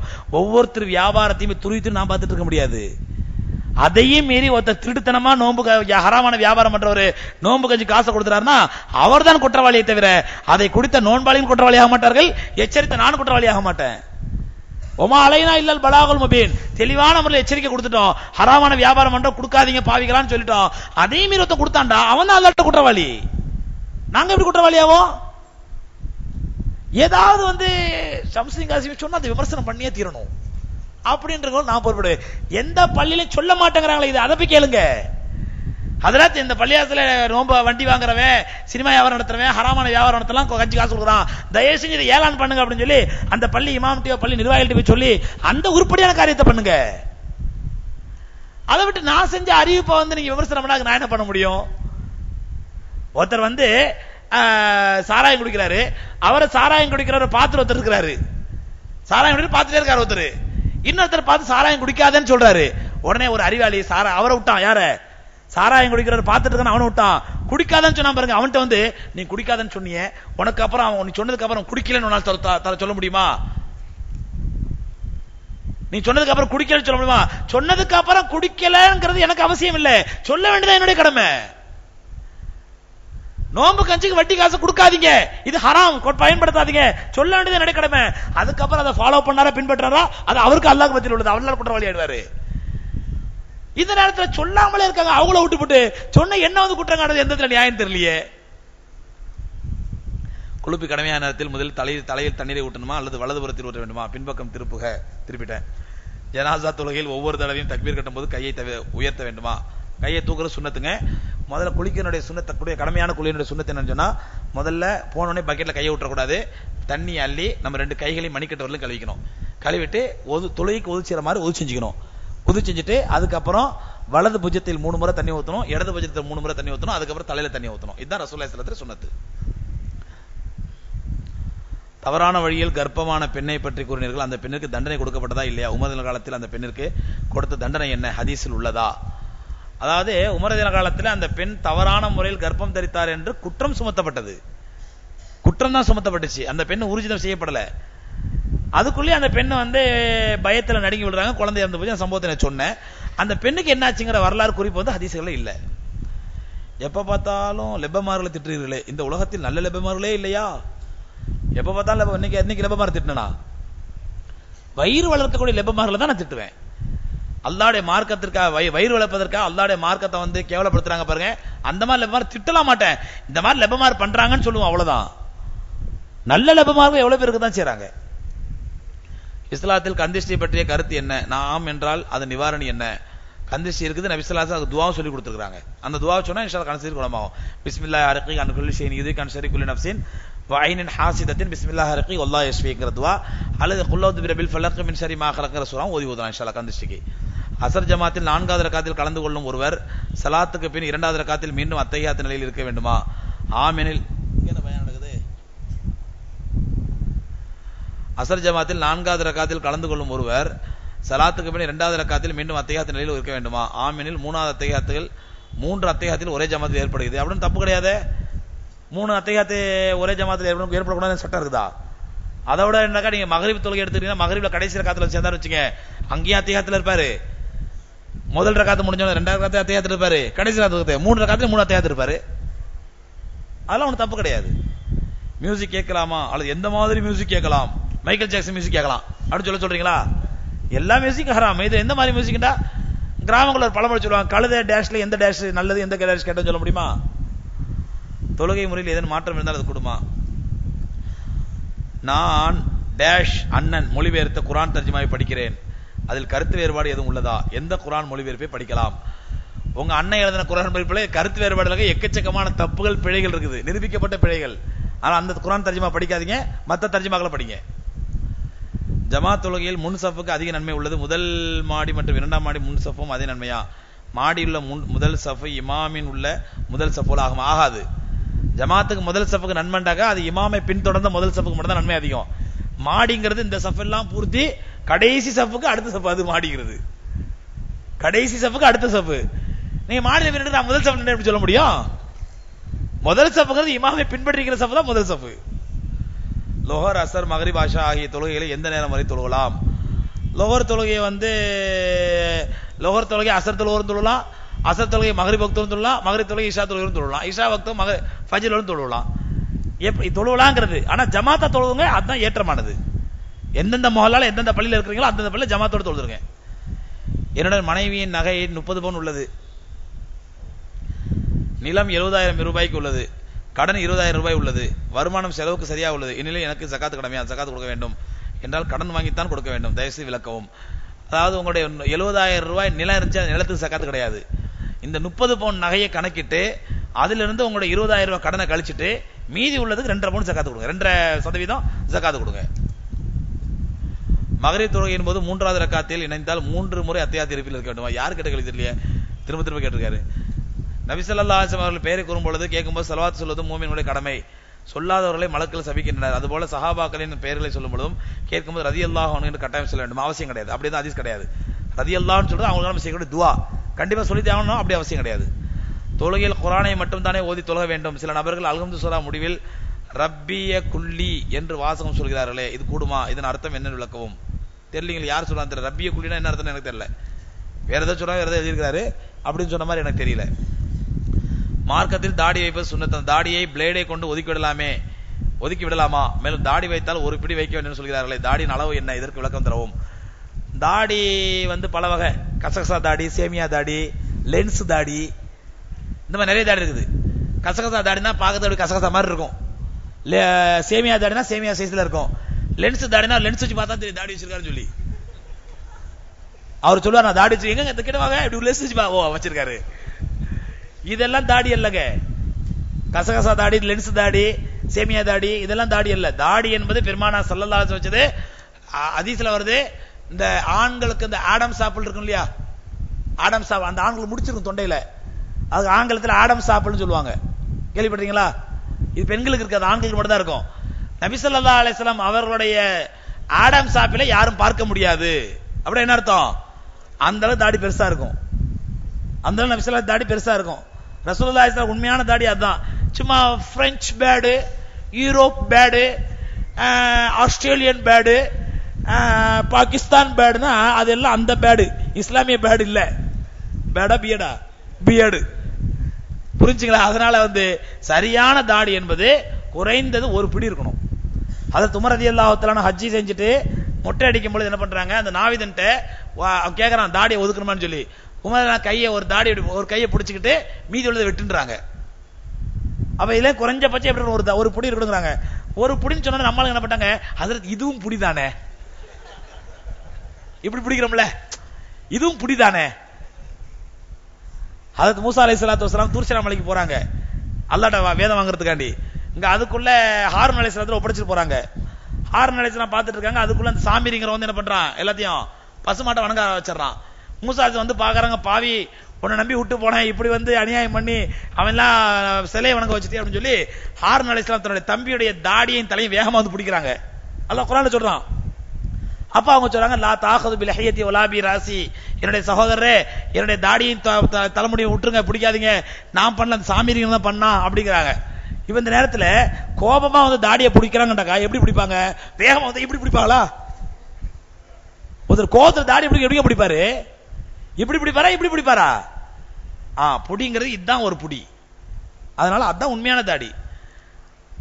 ஹஜ்ரத் என்ன ஹஜ்ரத், ஏதோ நான் வீட்டுல சண்டை போட்டு மண்டையை உடைச்சு ஒரு வழி இப்பதான் கொஞ்சம் சேமியா தாடி வைக்க ஆரம்பிச்சிருக்கிறேன், நீங்க அதையும் ஒரு புடி வைக்க ஒரு புடி ஒத்துக்க மாட்டாங்களா? ஓகே, ஏதோ அது இல்லாத வீட்டுக்கு இழுப்பம்பூ சக்கரங்குவாங்க, இல்லாத ஊருக்கு இழுப்பம்பூ சக்கரங்கிற மாதிரி ஒண்ணுமே இல்லாம இருக்கிறதுக்கு நான் என்ன சொல்லுவாங்க, something is better then nothing அப்படின்னு எடுத்துக்க வேண்டியதுதான். நான் துபாயில் உள்ளேன், என் தந்தையிடம் ஜக்காத்து கொடுக்க சொன்னேன். அவர் உங்கள் உடைகள் பள்ளிவாசலுக்கு கஞ்சி போன்றவைகள் கொடுக்கிறார், இது ஜக்காத்து கொடுமா? பணமாக மட்டும் தான் கொடுக்க வேண்டுமா, பொருளாக கொடுக்கலாமா? பணமாக மட்டும் தான் அவசியம் இல்லை, பொருளாகவும் கொடுக்கலாம். ஆனா பள்ளிவாசலுக்கு கஞ்சி கொடுக்கலாம், ஜக்காத் ஆகாது. ஒருத்தர் பெரிய கட்டுரை எழுதியிருக்கார். ஒருத்தர், இறைவனின் திருப்பெயரால் நேற்றைய தினம் நீங்கள் பயானில் நபி ஸல்லல்லாஹு அலைஹி வஸல்லம் அவர்களை கனவில் பார்க்கலாம் என்று அழுத்தமாக சொன்னீர்கள். ஆனால் நபி ஸல்லல்லாஹு அலைஹி வஸல்லம் சொல்லுங்க, என்னைக்கு யார் கனவில் கண்டாரோ அவர் விழிப்பிலும் என்னை காண்பார் என்றால் என்ன அர்த்தம்? நபி ஸல்லல்லாஹு அலைஹி வஸல்லம் அவர்களை யார் கனவில் பார்க்கிறாரோ அவர் நேரிலும் நபிகள் நாயகத்தை பார்ப்பார் என்றுதானே அர்த்தம். அப்ப நபி ஸல்லல்லாஹு அலைஹி வஸல்லம் அவர்கள் சொன்ன இந்த ஹதீஸ் யாருக்கு பொருந்தும்? சத்திய சஹாபாக்களுக்கு மட்டும் தானே பொருந்தும். இந்த ஹதீஸின் கருத்தை இன்னும் சிந்தித்து பார்த்தால் நபிகள் நாயகத்துடைய மறைவுக்கு பிறகு சத்திய சஹாபாக்களும் கூட நபி ஸல்லல்லாஹு அலைஹி வஸல்லம் அவர்களை கனவில் பார்க்க முடியாது என்றுதான் இந்த ஹதீஸ் நமக்கு விளக்குகிறது. ஏனென்றால் கனவில் பார்த்தால் நிச்சயமா நேரிலும் பார்க்க வேண்டும், நேரில் பார்ப்பதற்கு நபி ஸல்லல்லாஹு அலைஹி வஸல்லம் இல்லை என்றால் கனவிலும் கண்டிப்பாக பார்க்க முடியாது என்பதுதான் உண்மை. நபிகள் நாயகத்தை கனவில் பார்ப்பது என்ற தலைப்புக்கு நபிகள் நாயகம் முற்றுப்புள்ளி வைக்கவில்லை என்றால், நீங்கள் நேற்று சொன்னது போல் நபிகள் நாயகத்தை கனவில் பார்த்தேன் என்று சொல்லை வைத்துக்கொண்டு முடிவு பெற்ற மார்க்கத்தில் தேவையில்லாத குழப்பங்களை உருவாக்கி இப்பொழுது மார்க்கத்தில் சகோதரர்கள் வேறுபட்டு பிரிந்து இருப்பதை விட இன்னும் அதிகமாக ஃபித்னாக்களை உருவாக்கி பார்த்தீங்களா, கடிதம் படிக்க ஆரம்பிச்சு எல்லாம் எழுந்து போக ஆரம்பிச்சிட்டாங்க. கொஞ்சம் உட்காருங்க, முடிச்சிடுறேன்.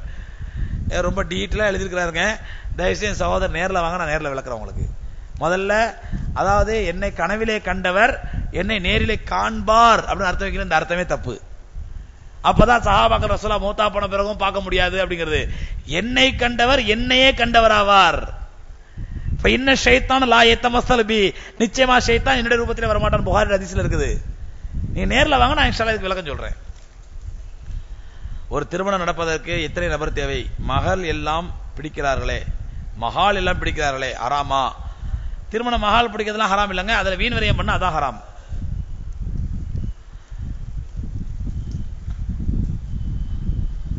கல்லாமொழி என்ற ஊரில் மெதுவாக படித்துவிட்டு பின் கூறவும்.